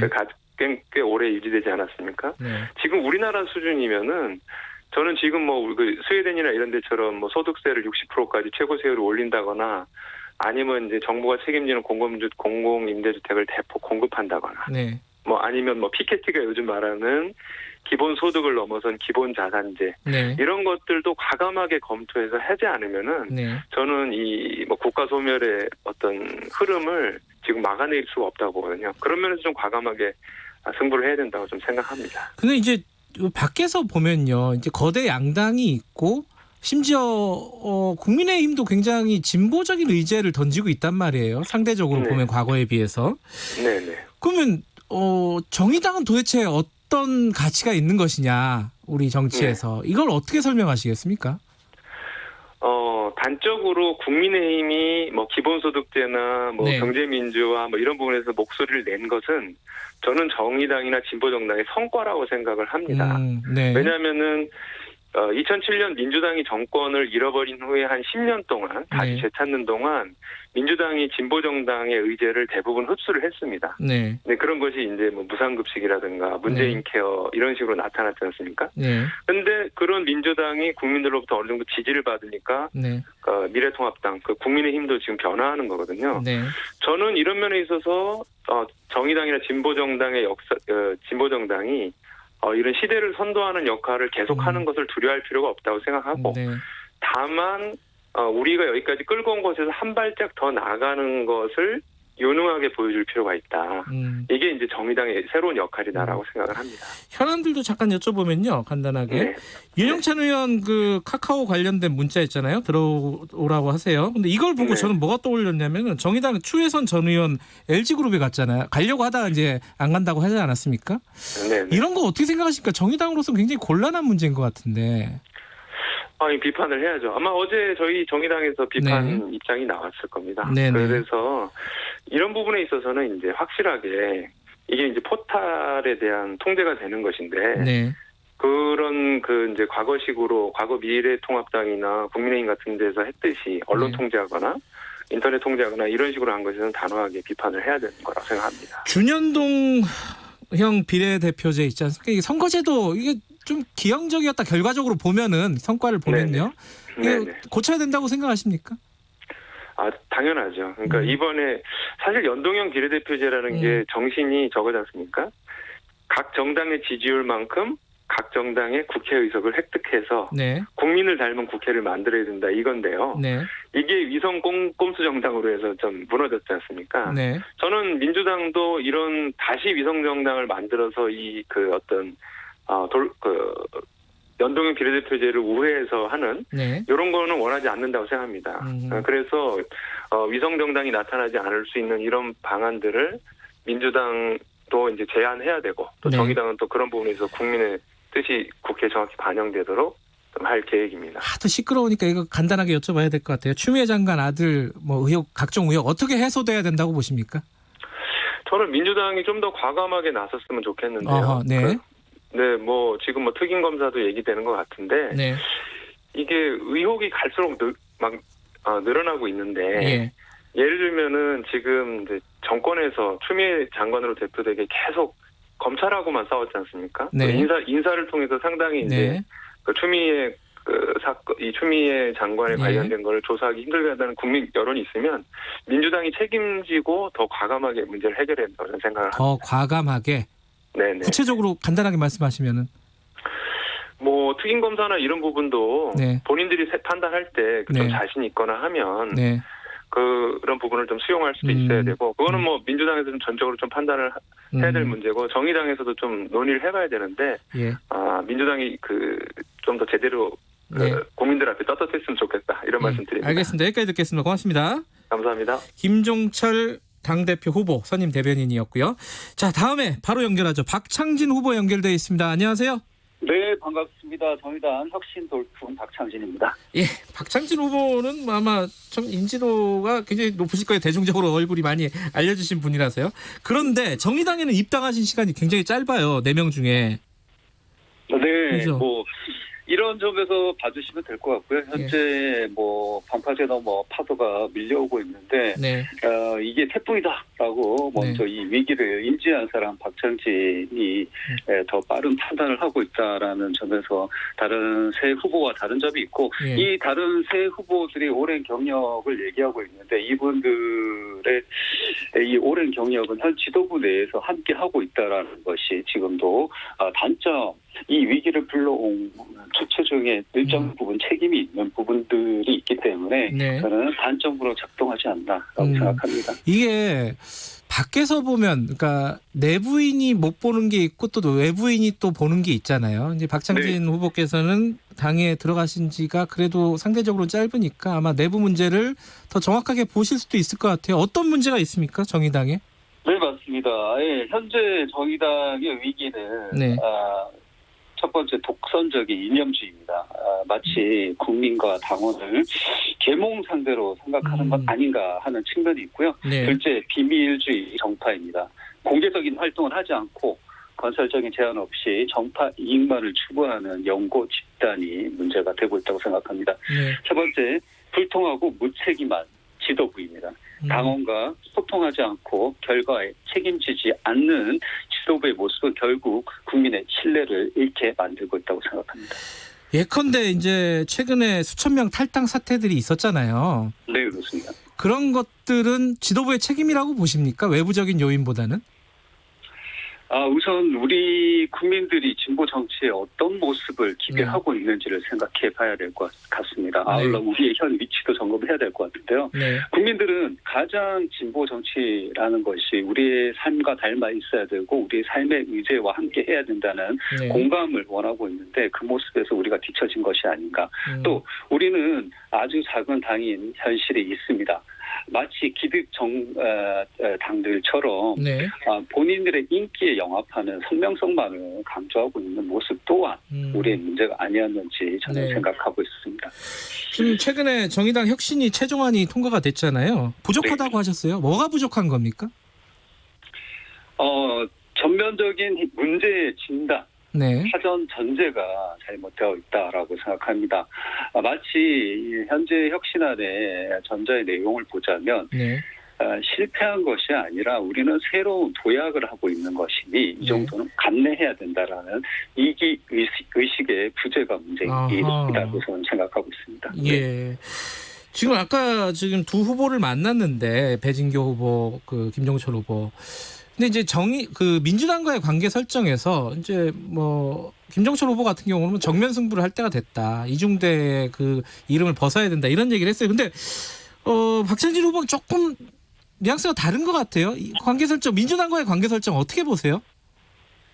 자, 우리가 언제 민주당과의 경쟁 또 우리가 언제 민주당에 이중대였는지 저는 참 그 말의 어폐를 인정하시는 다른 후보들의 말씀에 정말 분노하지 않을 수 없습니다. 우리는 오로지 국민들의 삶을 개선하기 위한 진보 정치의 최우선의 과제를 갖고 여태까지 살아왔고요.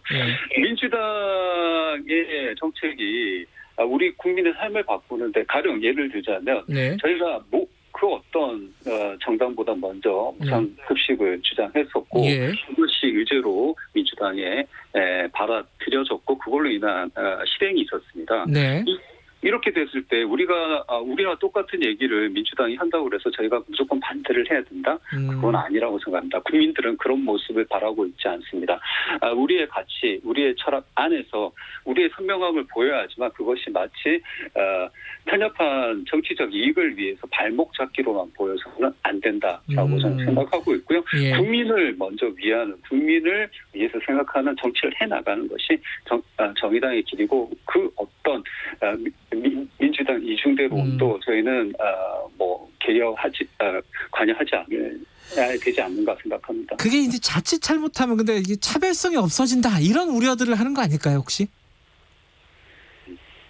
우리가 좀 더 무상 급식처럼 그 국민들의 의제 지금 현재 문제에 다가가는 선명함을 보였을 때 국민들은 우리를 지지할 것이고 이전의 사례처럼 민주당 또 혹은 국민의힘도 우리의 정책에 따라올 수밖에 없는 것이라고 생각합니다. 국민의 지지를 먼저 얻는 것이 문제라고 생각합니다. 민주당 얘기한 김에 그럼 추미애 장관 문제 이거 어떻게 해결해야 된다고 보십니까? 일단 우리 당의 공식 입장이 안 나온 것으로 알고 있습니다. 저도 당원의 한 사람으로서 당의 전반적인 기조를 따라야 되겠지만 제 개인적인 의견을 피력하자면 추미애 장관님의 아들에 대한 논란과 사태는 검찰 개혁과도 연관되어 있다고 생각하기 때문에 신중하고 정확하게 사안을 파악하는 것이 우선돼야 된다고 생각합니다. 알겠습니다. 짧게 당대표가 되시면 이것만은 꼭 해보고 싶다. 뭐 정책 의제라든가 하나 소개해 주시고 마무리하죠. 제가 한번 슬로건으로 내건 것이 익숙한 것과의 결별, 당원과의 혁신입니다. 무엇보다 당원에게만 빚지는 당대표가 되겠습니다. 알겠습니다. 여기까지 드릴게요. 고맙습니다. 감사합니다. 박창진 정의당 당대표 후보 갑질 근절 특위위원장이었습니다. 바로 김종민 후보 연결하겠습니다. 안녕하세요. 네, 안녕하세요. 김종민입니다. 후보가 4분이시잖아요. 지금까지 보면은 뭐 많을 수도 있고 적을 수도 있는데 본인이 나와서 내가 대표를 해야겠다라고 생각한 이유 한 말씀 듣고 시작하죠. 그러니까 제가 이제 진보 정치 18년 했습니다. 나이는 좀 어린데 꽤 오랜 청년 시절부터 시작을 했죠. 경험이 많다고 할 수 있는데 밤잠 설치면서 여러 가지 진보 정치 발전이나 정의당 발전을 위해서 여러 가지 전략적 고민을 해왔어요. 밤잠 설치가 해온 게 있는데 지금 제가 진보 정치 18년 하는 과정에서 가장 진보 정치의 위기이고 또 두려움이 생길 정도로 굉장히 위기라고 생각합니다. 그런 문제를 가장 앞장서서 가장 선명하고 분명하게 해결할 수 있다 이런 마음으로 출마했죠. 앞에 세 분 얘기 들어보니까 조금씩 다르기도 하고 공통된 부분도 있습니다. 민주당과의 관계 설정 이게 이제 외부에서 볼 때는 좀 많은 관심사가 있어요. 어떻게 보십니까, 김종민 후보께서는? 그러니까 저는 명확하게 이제 정의당은 독립된 정당으로 그건 당연하죠. 독립된 정당으로서 민주당 이중대에서 완벽하게 벗어나야 된다 이런 입장을 갖고 있어요.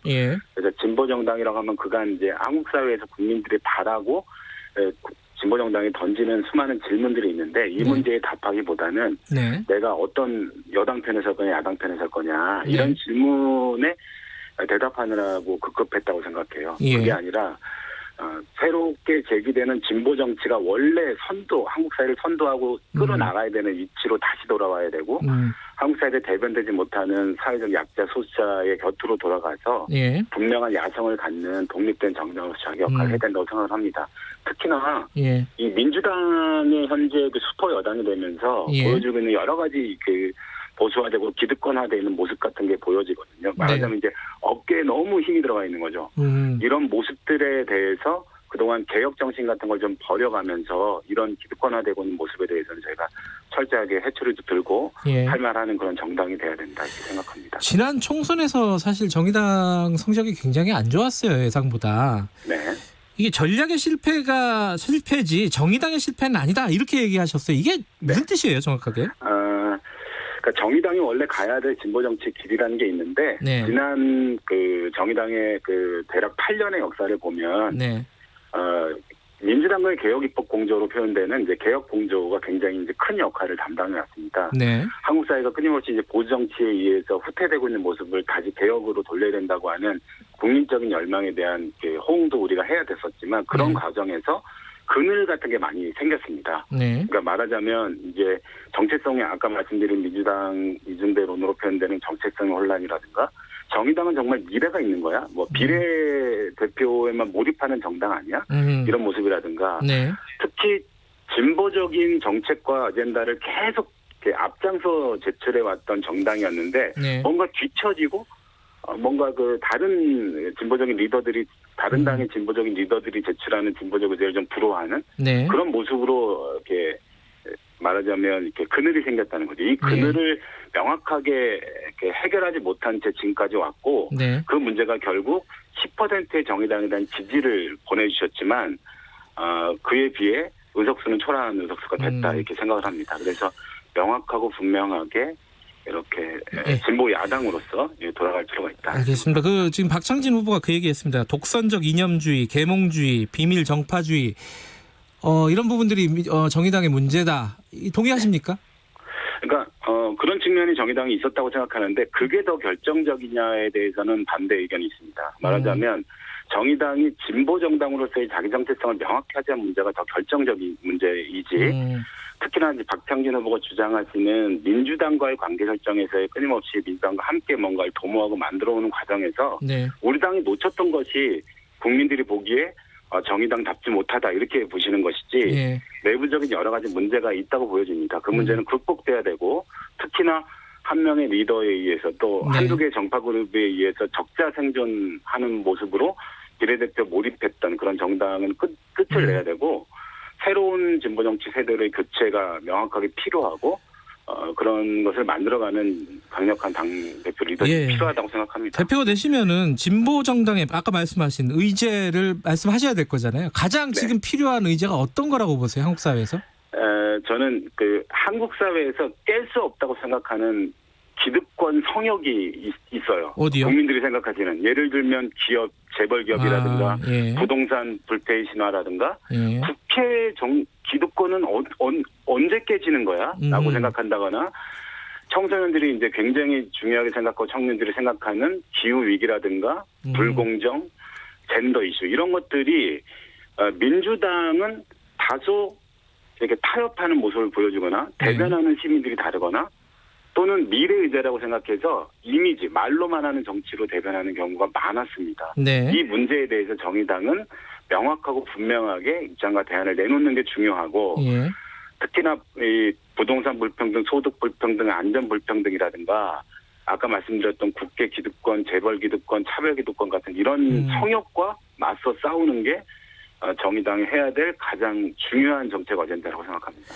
지금 재난지원금 얘기가 지금 진행이 되고 있지 않습니까? 여기에 대해서 이게 사실상 진보 의제였잖아요, 우리나라에서는. 네네, 그렇습니다. 어떻게 생각하십니까? 지금 진행되고 있는 방식에 대해서? 그러니까 지금 현재 정부가 얘기하는 재난수당은 선별지급이냐 보편지급이냐 논쟁을 벗어나서 지금 기재부 관료들이 얘기하고 있는 재정건전성 프레임에 완벽하게 손을 들어줬다고 생각해요. 그러니까 기업에게 투자하는 것, 기업을 지원하는 건 투자고 서민들의 삶을 지원하는 건 비용이라고 생각하는 그런 보수적인 경제 시각에 의기투합한 결과다. 저는 그렇게 확신을 합니다. 그래서 여유 있는 사람에게 왜 주냐고 묻는 대신에 여유 있는 사람들에게 세금을 더 걷자고 하는 게 정의로운 위기 극복이라고 생각합니다. 알겠습니다. 오늘 여기까지 듣겠습니다. 고맙습니다. 네, 고맙습니다. 정의당 당대표 후보 김종민 부대표였습니다. 4명 들으니까 숨차네요. 다들 비교가 되셨을 것 같습니다. 자, 2부 여기까지고요. 잠시 후 3부에서 뵙겠습니다. 일부 지역국에서는 해당 지역 방송 보내드립니다. 야야야, 내가 오늘 병원에서 진짜 신기한 걸 봤는데 사고로 다리가 부러졌다는 사람이 아무도 없을 때 이렇게 펄짝거리고 접촉사고 나서 뒷목 잡고 내리던 사람이 모퉁이 돌자마자 이렇게 헤드뱅잉을 하는 거 있지. 뭐야? 기적 아니야? 기적이 아니라 사기입니다. 한 해 보험 사기로 인한 보험금 누수는 약 6조 원으로 전 국민의 손해로 이어집니다. 보험 사기로 보험금을 취득할 시 10년 이하의 징역 또는 5천만 원 이하의 벌금. 가볍게 생각하지 마세요. 보험 사기 반드시 잡힙니다. 이 캠페인은 경찰청, 금융감독원, 손해보험협회와 함께합니다. 안녕하세요. 배우 손현주입니다. 코로나19로 모두가 힘겨워진 요즘 말없이 한숨만 늘어가는 중년 남성분들, 힘들고 외로워도 속 시원히 말하지 못하는 이유는 아빠, 자식, 남편 그리고 가장이라는 책임 때문일 것입니다. 혼자 이겨내야 한다는 이런 생각이 우리 중년의 삶을 더욱 무겁게 하진 않았을까요? 말 못하는 중년다움 대신 당신을 살리는 도움을 말하세요. 삶의 이야기가 시작되면 고통의 끝이 보입니다. 당신 그리고 우리는 혼자가 아닙니다. 이 캠페인은 보건복지부와 자살예방 상담전화 1393 중앙자살예방센터가 함께합니다. 주진우 라이브, 주진우 라이브, 주진우 라이브, 주진우 라이브. 라이브가 좀 이상한데? 그러니까 많이 이상해. 다 이상. 매일 오후 5시 5분 주진우 라이브. 내일은 좀 더 나아질 거예요. 확실해요.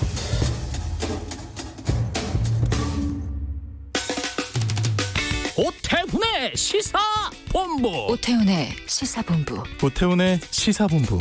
오태훈의 시사본부. 오태훈의 시사본부. 오태훈의 시사본부.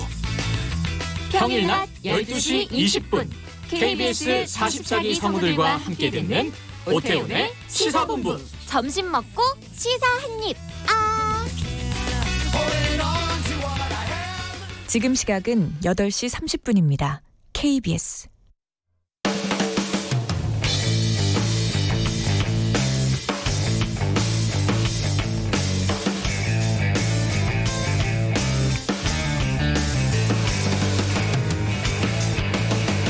김경래의 최강 시사. 네, 김경래의 최강 시사 3부 시작하겠습니다. 코로나 시대 배달 많이 해서 뭐 드시거나 상품 구입하시잖아요. 그래서 뭐 라이더라고 이름을 들어보셨을 겁니다. 이렇게 우리가 식당에서 뭐 배달앱 같은 걸로 시키면은 라이더가 이렇게 배달을 해줍니다. 근데 최근에 이 라이더의 수요가 많이 늘었을 거 아니에요? 배달이 워낙 수요가 급증하니까요. 그러다 보니까 뭐 연봉 1억이 넘는다 라이더가, 뭐 이런 기사가 있어요. 이게 진짜 맞을까요? 저도 궁금하더라고요. 1억 넘으면 진짜 너도 나도 할 것 같은데 뭔가 좀 사정이 있겠죠. 이 얘기 안에는. 라이더 유니온 구교연 기획팀장님 모시고 관련 얘기 좀 여쭤보겠습니다. 스튜디오에 특별히 모셨어요. 안녕하세요. 네, 반갑습니다. 라이더 유니온이면 노조인가요? 네, 노동조합이고요. 네. 그 배달하시는 분들, 뭐 오토바이든 자전거든, 뭐 요새 도보로 하시는 분들까지 네. 이제 음식 배달 주로 하시는 분들이 가입한 노동조합입니다. 몇 명이나 가입이 돼 있어요? 지금 아직 작은데요. 저희가 출범한 지 이제 1년 좀 지났는데 한 330명 정도. 네. 전체 라이더는 추산이 됩니까? 몇 명 정도인지? 이게 딱 통계가 없는데 예. 작년 말에 노동부에서 나온 자료 보니까 예. 전국적으로 한 13만 명 이렇게 추산을 했는데 13만. 근데 지금 코로나 때 훨씬 더 사실 좀 늘었을 거기 때문에 네. 상당히 좀 늘었을 거라고 봅니다. 네. 앞으로 이 시장이 굉장히 더 커질 가능성이 높기 때문에. 그럴 그렇죠? 가능성이 있죠. 왜냐하면 요새 음식 배달뿐만 아니라 물류 배달도 하거든요. 뭐 마트 상품, 편의점. 편의점도 배달한다고. 아주 부피가 크지 않은 뭐 이런 물건들 또 당일 배송 형태로 서비스를 또 하고 있기 때문에 뭐 이런 게 좀 늘어날 것 같아요. 이게 퀵 서비스 하시는 분들도 있잖아요. 그거랑 좀 다른 거죠, 그죠? 그렇죠. 퀵 서비스는 좀 원거리, 먼 거리를 뭐 이렇게 주로 물건들, 서류나 뭐 부피가 좀 있는 물건들을 좀 주로 배달하시는 거고, 사실 이쪽 이 배달 대행 이쪽은 음식 배달 중심으로 시작을 했던 게 음식 배달. 네, 음식 배달로 했던 게 이제 점점 시장이 커지고 수요가 늘어나니까 점차 시장이 커지는 거죠. 구교연 팀장님도 직접 라이더로 지금 뭐랄까 활동을 하고 계신다고요? 네, 노동조합 하면서 같이 이제 하고 있고요. 저는 주로 이제 오토바이로 배달들 많이 하시는데 저는 좀 자전거로 하고 있고 파트타임으로 좀 하고 있습니다. 자전거로 하는 사람들도 많이 있어요? 요새는 좀 많이 늘었죠. 요새 또 전기 자전거도 또 괜찮은 것들이 많이 나오니까 또 저희 동네는 다행히 이렇게 평지들이 많아서 뭐 그런 곳들은 자전거들이 좀 있는 것 같아요. 보통 몇 시간 정도 일하세요? 평균적으로 10시간에서 12시간 하루에. 하루에 10시간에서 12시간이요? 네네. 그럼 아침부터 밤까지 일을 하는 거네요? 아침부터 밤까지 하거나 아니면 뭐 그 점심 시간이 시작되기 직전 한 11시쯤 시작해서 좀 뭐 야식 시간 정도까지 일을 한다거나 평균적으로는 그렇게 하죠. 네. 10시간에서 12시간. 일단 노동 시간은 굉장히 길고 그 정도 해야 돈이 됩니다. 네. 그러면 건으로 따지면 몇 건 정도 할까요? 평균적으로 잡으면. 평균적으로 한 30에서 40건 정도 하루에. 네. 건당 가격이 배달료가 평균 3,000원입니다. 그러면 3,000원이면 30건이면은 9만 원 아닙니까? 네.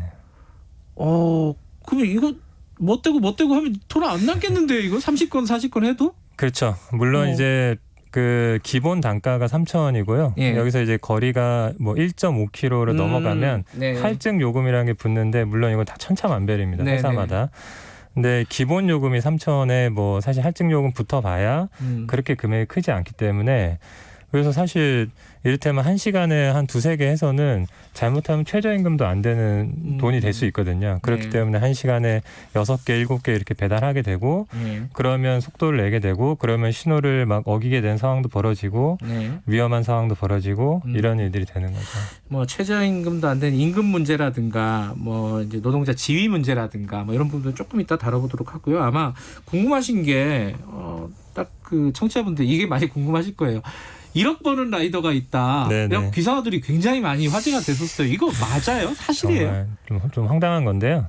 그 쿠팡이라는 업체인데 그 업체에서 이제 그 보도자료 낸 거를 다 아마 언론에서 쭉 그냥 받아가지고 쓰신 것 같은데 이게 요새 쿠팡이라는 업체가 프로모션이라고 해서 보너스를 많이 뿌립니다. 그러니까 특정 시간대 이를테면 주말에 뭐 피크타임 뭐 이 식사 시간 몰릴 때 뭐 비가 올 때 뭐 이럴 때 배달이 많이 늘어나고 라이더가 부족할 수 있다고 이 사람들이 생각해서 그때 배달하면 막 건당 2만 원까지 준다. 이런 원래 한 3-4천 원인데 네네.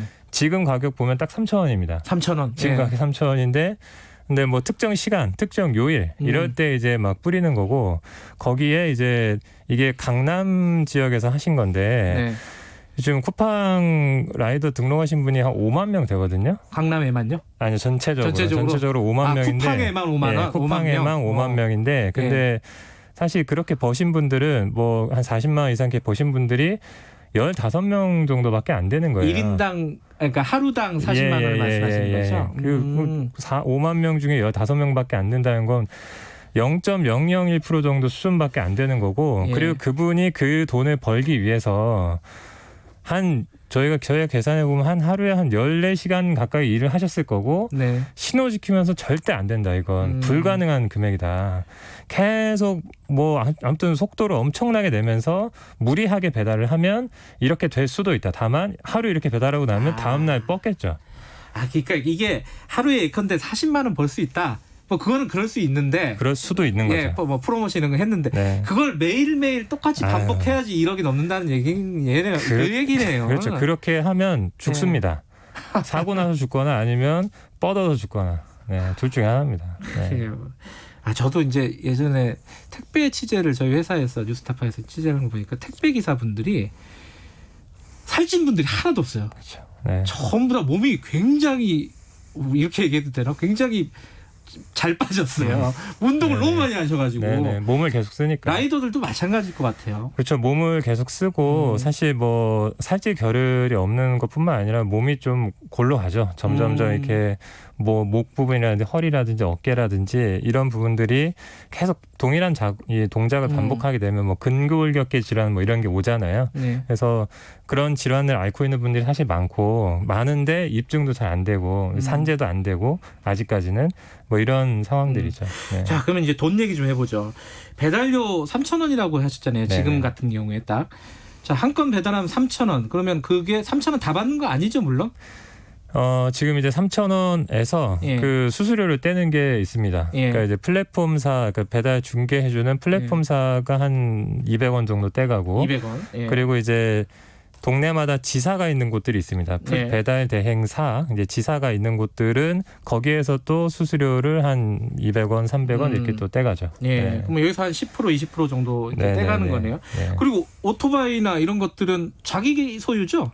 자기 소유이기도 하고 리스를 하기도 하는데요. 리스를 하면 본인이 부담합니까? 그렇죠. 당연히 본인이 부담이죠. 네. 그럼 뭐 그 감가상각이라든가 리스 그렇죠. 비용이라든가 이것도 포함해야 되는 거 아니겠습니까? 그렇죠. 리스하게 되면 한 달에 보험료 다 포함해서 한 달에 60만 원 정도씩 내야 돼요. 그리고 이제 자차 운영해도 뭐 자기 차량 마련하는데 돈도 들고 당연히 여기에 보험료도 들고 보험료 하면 또 말이 엄청 길 수 있는데요. 예. 최대 견적이 1년에 2,500만 원도 나옵니다.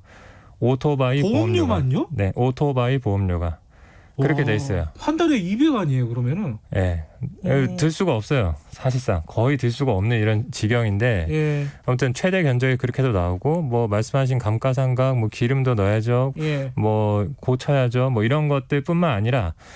뭐 근로자로 채용이 돼 있으면 뭐 어쨌든 길게 일하면 수당도 나오고 뭐 퇴직금도 나오고 4대 보험도 있고 뭐 실업급여도 받을 수 있고 뭐 이런 게 있잖아요. 쭈루룩 하나도 없습니다. 이쪽엔. 네. 그러면 그 3,000원이라는 돈은 누가 책정하는 거예요? 일방적으로 그냥 그 쿠팡 같은 이런 회사에서 딱 책정하고 끝나는 겁니까? 그렇죠. 협상의 여지가 없어요? 네, 그냥 책정하고 끝나는 거고요. 예. 그리고 이거는 저희들이 기사를 한번 찾아보니까 10년 전에도 똑같은 가격이었어요. 네, 10년 전. 그 거의 동일하게 유지되어 온 건데, 그러니까 보면 그 기간 동안 물가도 올랐죠. 뭐 최저임금 따져보니까 한 200% 올랐더라고요. 이렇게 막 뭐 근로자들 임금은 오르고 물가도 오르는데 배달료는 동일하다. 즉 사실상 삭감됐다는 거죠. 네. 그런데 그거를 그게 안 오르는 이유가 뭘까요? 그러면은 뭐 알 수 없는데요. 그러니까 이게 뭐 모르겠어요. 이렇게 배달 라이더들이 뭐 좀 뭉쳐가지고 뭔가 목소리를 내거나 이런 적도 없었던 것 같고 사실은 대한민국에서 배달 노동이라는 것이 이렇게 주목받았던 때도 없었던 것 같아요. 그렇죠. 그동안 사실. 뭐 배달이 일상이긴 했지만 저 사람들이 얼마를 받지? 뭐 얼마나 위험하지? 맞아요. 사실 별로 관심이 없었던 건데 코로나 때 뭐 배달이 뭐 터졌네 이러니까 이 사람들이 얼마를 받나? 3,000원 너무 작은데 이제 이런 관심이 이제 생기는 거죠.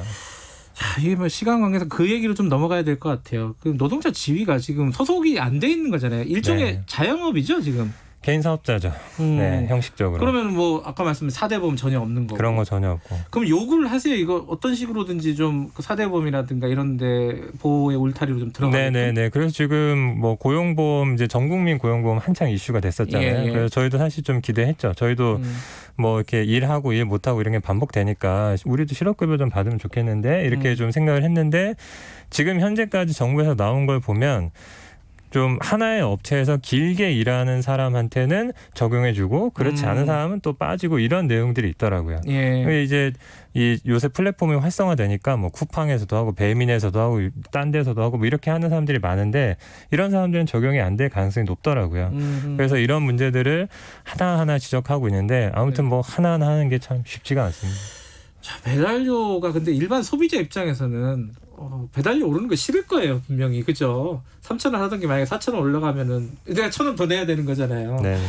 이 소비자들한테 뭐라고 말씀하시겠습니까? 일단 한 가지 드리고 싶은 말씀은 배달은 원래부터 공짜가 아니었습니다. 배달 노동을 하는 사람이 공짜로 일할 수는 없는 거잖아요. 월급 받았겠죠. 그렇죠. 원래도 뭐 이를테면 중국집이라든지 패스트푸드점이라든지 이런 데 소속이 됐던 배달 노동자가 있었던 거고 그래서 사실은 음식값이나 이런 데 포함이 되어 있었던 거예요. 배달료라는 게. 근데 이제 배달이 따로 외주화가 되면서 배달 요금이라는 게 따로 이제 눈에 보이기 시작하니까 내가 안 내던 돈을 내나? 이제 이렇게 생각하시는 것 같은데 원래는 사실 그런 요금이 있었다는 거고 그리고 저희는 지금 이 배달의 민족, 요기요, 쿠팡 이런 곳들이 그 자영업자분들에게 받는 수수료가 있습니다. 그냥 앱 사용하는 그러니까 소비자들이 주문하는 이 앱을 썼다는 이유로 6%에서 뭐 많게 20%까지 수수료를 받거든요. 건당. 이게 좀 과도한 것 같아요. 이 자영업자들에게 받는 수수료가. 그래서 이걸 좀 낮춰야 된다. 이걸 좀 낮추면서 그러면 이 자영업 하시는 분들도 조금 더 배달료를 지불할 수 있는 여력이 생기지 않냐. 뭐 이렇게 좀 합리적으로 갔으면 좋겠다 싶어요. 그건 좀 여러 가지 사회적인 합의가 좀 필요한 부분인 것 같고요. 그리고 이제 코로나 때문에 배달 수요가 굉장히 많잖아요. 그래갖고 요새 뭐 시키면 늦는 경우가 많아요. 그거 갖고 좀 다툼이 많으시죠? 왜 이렇게 늦었어? 막 이래가지고 그죠? 네네네. 그 언론에서도 그런 걸 좀 많이 보도하는데 좀 아쉬운 게 있는 거는 사실 말씀하신 대로 배달 늘었는데 사실 배달 주문하는 시간대가 딱 정해져 있잖아요. 그렇죠. 뭐 점심 저녁 먹는 시간, 저녁 네. 먹는 시간 네. 딱 정해져 있기 때문에 거기에 다 몰려서 배달 주문합니다. 그러면 당연히 좀 밀릴 수 있죠. 조리하는 시간도 밀리고 갖다 주는 시간도 밀리고 거기에 지금 뭐 그런 상황들이 벌어지고 또 소비자들이 주문할 때 요새 이제 앱으로 하니까 막 가까운데 아닌 좀 멀리 있는 상점에도 막 주문하고 그러세요. 그러면 당연히 멀리 오니까 시간도 걸리고 이렇게 되는 거거든요. 저는 조금 여유를 가져주셨으면 좋겠다 싶어요. 배달 라이더들이 이게 다 사실 생계로 하는 건데 뭐 자기들이 그냥 일부러 늦게 갖다 주고 이럴 이유는 전혀 없거든요. 하나라도 더 빨리 안전하게 갖다 줘야 자기도 생계가 되고 하는 거기 때문에 그렇게 많은 배달 라이더들이 노력하고 있습니다. 그래서 조금만 여유를 가져주셨으면 좋겠고 그리고 회사들이 직접 좀 노동자들 채용도 좀 해서 했으면 좋겠어요. 그래야 안정적으로 이 서비스 제공할 수 있을 것 같아요. 그렇죠. 목숨 걸고 일하는 건 좀 없애야죠. 없애야 맞습니다. 되고 좀 합리적인 가격을 좀 산정하는 게 중요할 것 같고요. 어찌됐든 이게 우리 잘 모르는데 배달 세계를 이게 많이 얘기해 주셔서 감사합니다. 네네 고맙습니다. 라이더 유니언 구교연 기획팀장이었습니다. 김경래의 최강시사 듣고 계시고요. 지금 시각은 8시 44분입니다.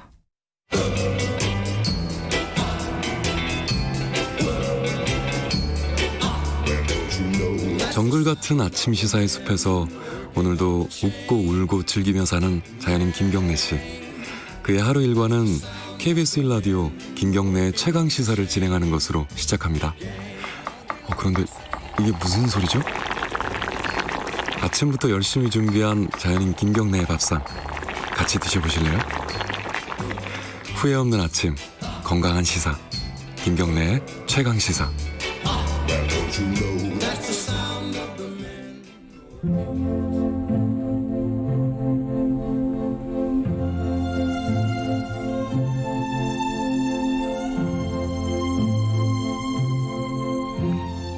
지금 듣고 계신 음악 어디서 한번 들어본 것 같으시죠? 모차르트의 피아노 협주곡 21번 다장조 2악장이라고 합니다. 누가 연주했을까요? 오늘 퀴즈입니다. 피아니스트 손여름 씨가 연주를 한 음악입니다. 갑자기 이 얘기하는 게 요즘 코로나19 때문에 다들 어렵잖아요. 근데 공연계도 마찬가지라고 합니다.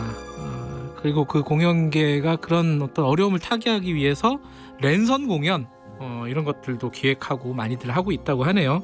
굉장히 낯선 풍경이죠. 하시는 분들은 더 낯설겠죠. 피아니스트 손여름 씨 연결해서 관련된 얘기 좀 여쭤볼게요. 안녕하세요. 네, 안녕하세요. 네, 저희가 음악으로만 듣다가 이렇게 연결을 해서 되게 떨립니다. 어떡하죠? 네. 반갑습니다. 네, 감사합니다. 청취자 여러분들한테 인사 좀 잠깐 해주시죠. 네, 안녕하세요. 저는 피아니스트 손여름입니다. 네, 제가 고백하면은 저도 나름 피아노 애호갑니다. 네, 정말요. 요즘 체르니 30 배우고 있어요. 정말요? 네. 인생의 회전문 마치고 있습니다. 최근에. 네. 공연 못 하신 지 오래되셨죠? 저 같은 경우는 그래도 조금 행운이어서 다른 분들보다는 다른 분들은 막 몇 개월 된 분들 있는데 저는 지난 3월부터 그래도 공연 한 4, 5회 정도 했었습니다. 그래요? 그 관객들을 띄엄띄엄 앉혀가지고 했던 공연일 거 아니에요? 그것도 그죠? 네, 맞습니다. 네. 어색하지 않으세요? 이렇게 항상 손여름 씨 공연하면 매진되고 꽉꽉 차잖아요. 막 우레와 같은 박수 소리 이런 게 익숙하실 텐데 조용히 이렇게 뚝뚝 떨어져 앉아 있는 거 보면 좀 어색하지 않으세요? 네, 처음에는 그랬고 그래도 이제 대면 공연하는 것 자체가 너무 이렇게 축복이라고 생각을 하게 되는 상황이어서 네. 최근에는 이게 우리나라 같은 경우는 사회적 거리두기 2.5단계 네. 이런 것 때문에 대면 공연 자체가 지금 안 되잖아요. 네, 맞습니다. 네. 그러면은 어떻게 이런 때는 뭘 하고 보내십니까? 연습하고 보내십니까? 어떻게 시간을 보내세요? 제가 최근에는 이제 친구 동료인 바이올리니스트 클라라 주미강 씨하고 공연을 하기로 되어 있었는데 이 공연들이 다 온라인 공연으로 대체가 돼서 네, 그래서 무관중 온라인 공연으로 조금씩 진행을 할 수 있었어요. 무관중 아예 관객을 한 명도 안 앉히고요? 예, 뭐 저희 스태프들 이렇게 공연 준비하시는 분들 한 20분 안 되게 객석에 계시고, 네, 그런 분 박수도 쳐주시고 하긴 했지만, 네, 사실상 관객이 없는 공연이죠. 아, 그거를 뭐 유튜브로 중계를 하신 건가요? 네, 유튜브 각기 다른 채널로 이렇게 중계를 했었습니다. 그거는 관객이 띄엄띄엄이라도 앉아 있으면 그래도 무대 공연 같을 텐데. 네. 이거 어색하지 않으셨습니까? 이건 진짜 어색할 것 같은데. 예, 상당히 어색했고 저희는 사실 현장에 앉아 계시는 관객들이 어떻게 반응하느냐에 따라서 이제 연주가 결정이 되는데 그런 게 없고 그냥 저희끼리 녹음하듯이 해야 되는 게 처음에는 많이 어색했는데 그래도 이제 생각보다 많은 분들이 온라인으로 지켜봐 주셔서 그런 반응도 이제 또 새로운 환경이라고 생각하고 했었습니다. 근데 이게 유튜브 같은 거 라이브 하면은 옆에 댓글 같은 거 많이 달리잖아요. 아, 예, 그렇다고 들었어요. 근데 그 연주하시면서 볼 수는 없을 거고요, 그죠? 네, 그쵸. 저희는 모르니까, 예. 끝나고 나서 좀 보셨어요, 댓글 같은 거? 저는 사실 제대로 못 봤는데, 이번에는, 많은 포스트 해주셨다고 들었어요. 그래요. 네. 이게, 앞으로 익숙해야 될 수도 있어요, 손여름 씨 같은 경우도. 네, 맞아요. 예. 코로나가 전 세계적으로 이렇게 장기화되고, 네. 이러면은, 이런 공연, 온라인 공연, 혹은 뭐 랜선 공연, 이게 익숙해져야 될 수도 있는데, 네. 익숙해질 것 같으십니까? 사실 처음에는 또 더욱 더 어색하게 생각을 했었는데 이제는 너무 이렇게 장기적으로 무대가 귀해지다 보니까 그냥 무대에 설 수 있다는 것 자체가 너무 감사하게 되는 환경이 돼서 이제는 그냥 그야말로 그것도 감사를 하게 생각을 하고 있는데 사실 뭐 예전에 익숙했던 환경에만 하려고 하면 안 될 것 같다는 생각이 점점 들어서 네, 그렇습니다. 혹시 일반 예전에 했던 정상적인 공연 말고 이 랜선 공연, 뭐 유튜브 라이브 이게 주는 매력은 혹시 없었습니까? 매력도 사실 완전히 없는 건 아니라고. 어떤 게 있었어요? 예.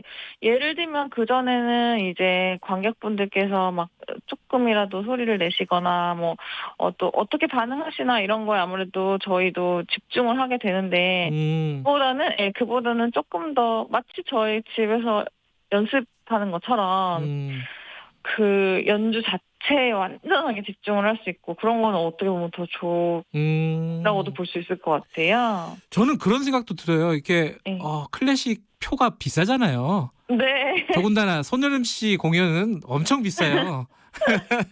그래서 이게 스트리밍으로 하면은 무료로도 학생들 돈 없는 학생들이나 이런 사람들도 쉽게 볼 수 있어서 그 부분도 또 매력적이지 않을까 이런 생각도 들어요.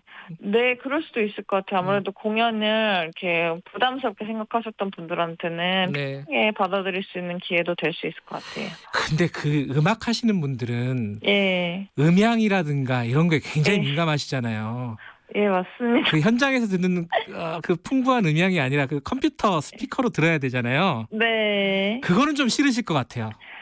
예, 사실은 이게 그냥 정말 그야말로 소리뿐만이 아니라 진동도 포함이 되고 뭐 이렇게 현장의 분위기 같은 거 이게 다 포함이 되는 게 이 라이브 공연의 매력인데 단순히 소리만은 아닌데 그렇게밖에 전달이 안 되는 게 굉장히 아쉽죠. 음질 좋은 뭐 그런 라이브 공연도 한번 하시죠. 뭐 랜선으로 이렇게 KBS랑 같이 한번 하시죠. 뭐. 이게 언제쯤이면 이게 풀릴지 모르겠지만은 그동안은 이런 모습으로라도 팬들 많이 좀 찾아주셨으면 좋겠어요. 네, 그래야 될 것 같아요. 지금 코로나 때문에 많이들 어려우신데 손여름 씨 목소리로 응원의 한마디 해주시면은 되게 힘이 될 것 같습니다. 듣는 청취자분들에게 한 말씀 해주세요. 네. 저희가 지금 이렇게 사실 코로나가 장기화될 줄 저도 시작 단계는 너무 몰랐고 저희도 참 여러 가지 사실상 생계 위협도 받고 있고 하지만 저희뿐만의 문제가 아니라 모든 분들이 겪고 있는 문제라고 생각하고 네, 그래서 우리가 모두 힘을 합쳐서 이렇게 빨리 이겼으면 좋겠습니다. 아니 그 음악 하시는 분들도 네. 진짜 예를 들어 그 공연을 실제로 하게 되면 표를 팔아가지고 네. 그 돈이 이제 본인의 수입이 되는 거잖아요, 일부가. 네. 근데 라이브로 하면은 이거 굉장히 많이 줄었겠네요, 수입도. 그렇죠. 상상할 수 없을 만큼 많이. 거의 그럼 백수신 거 아니에요, 그러면은? 금액으로 보면은? 저 같은 경우는 그래도 다행히 공연을 한두 개 했었는데, 네. 사실상 예년하고 비교하면은 좀 비교가 안 되게 많이 줄었죠. 그렇죠. 손예림 씨는 그래도 스타시니까. 다른 조금 무명의 음악인들은 진짜 힘든 상황일 것 같습니다. 그죠? 예, 그러실 수 있죠. 예. 앞으로 계획은 어떠십니까? 뭐 온라인 공연이라든가 아니면 실제 공연이라든가 계획하고 계신 거 있으세요? 실제 공연은 사실 제가 정말 해외 공연도 너무 많이 취소가 돼가지고 예, 그래도 10월부터 이제 재개를 다행히 조금씩 할 수 있게 된 상황이고요. 10월부터요? 예. 그리고 말씀하신 것처럼 온라인 공연도 사실 이제 하나의 방안으로 생각을 해야 될 것 같다는 생각을 해서 저도 저 나름대로 제 개인 유튜브 채널을 개설을 했고. 아, 개설하셨어요? 예. 구독하겠습니다. 감사합니다. 거기 들어가면 손예림 씨 연주도 볼 수 있는 거예요? 예, 제가 영상도 이제 공유하려고 하고 있습니다. 국내 공연은 예정된 거 없으시고요? 예, 국내 공연은 사실 이제 이번 주까지 아까 제가 말씀드렸던 저희 바이올리니스트 클라우주미 강 씨하고 같이 듀오 공연이 있었는데, 네. 예, 다 온라인으로 이렇게 전환돼서 취하려고 됐습니다. 온라인 공연도 딱히 지금 예정이 딱 되신 건 없으시고? 예, 아직은. 아쉽네요. 네. 지금이 출근 시간이잖아요. 예. 출근할 때 사람들이 이 노래 손예림 씨가 연주한 음악 중에 이것 좀 들었으면 좋겠다. 이런 거 하나 추천해 주실 거 있으세요?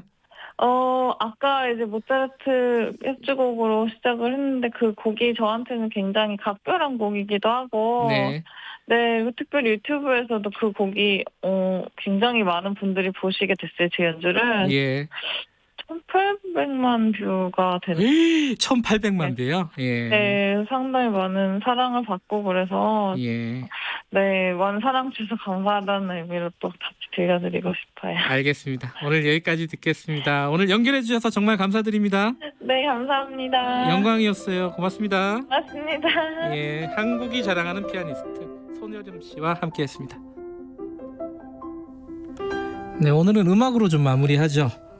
피아니스트 손예림 씨의 연주로 듣겠습니다. 모차르트의 피아노 협주곡, 피아노 소나타 10번 다장조 1악장입니다.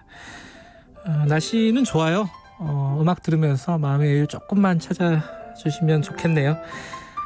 여기는 클래식 FM이 아니라 KBS 1라디오 김경래 최강시사였습니다. 저는 김경래였고요. 내일 아침 7시 20분에 돌아옵니다.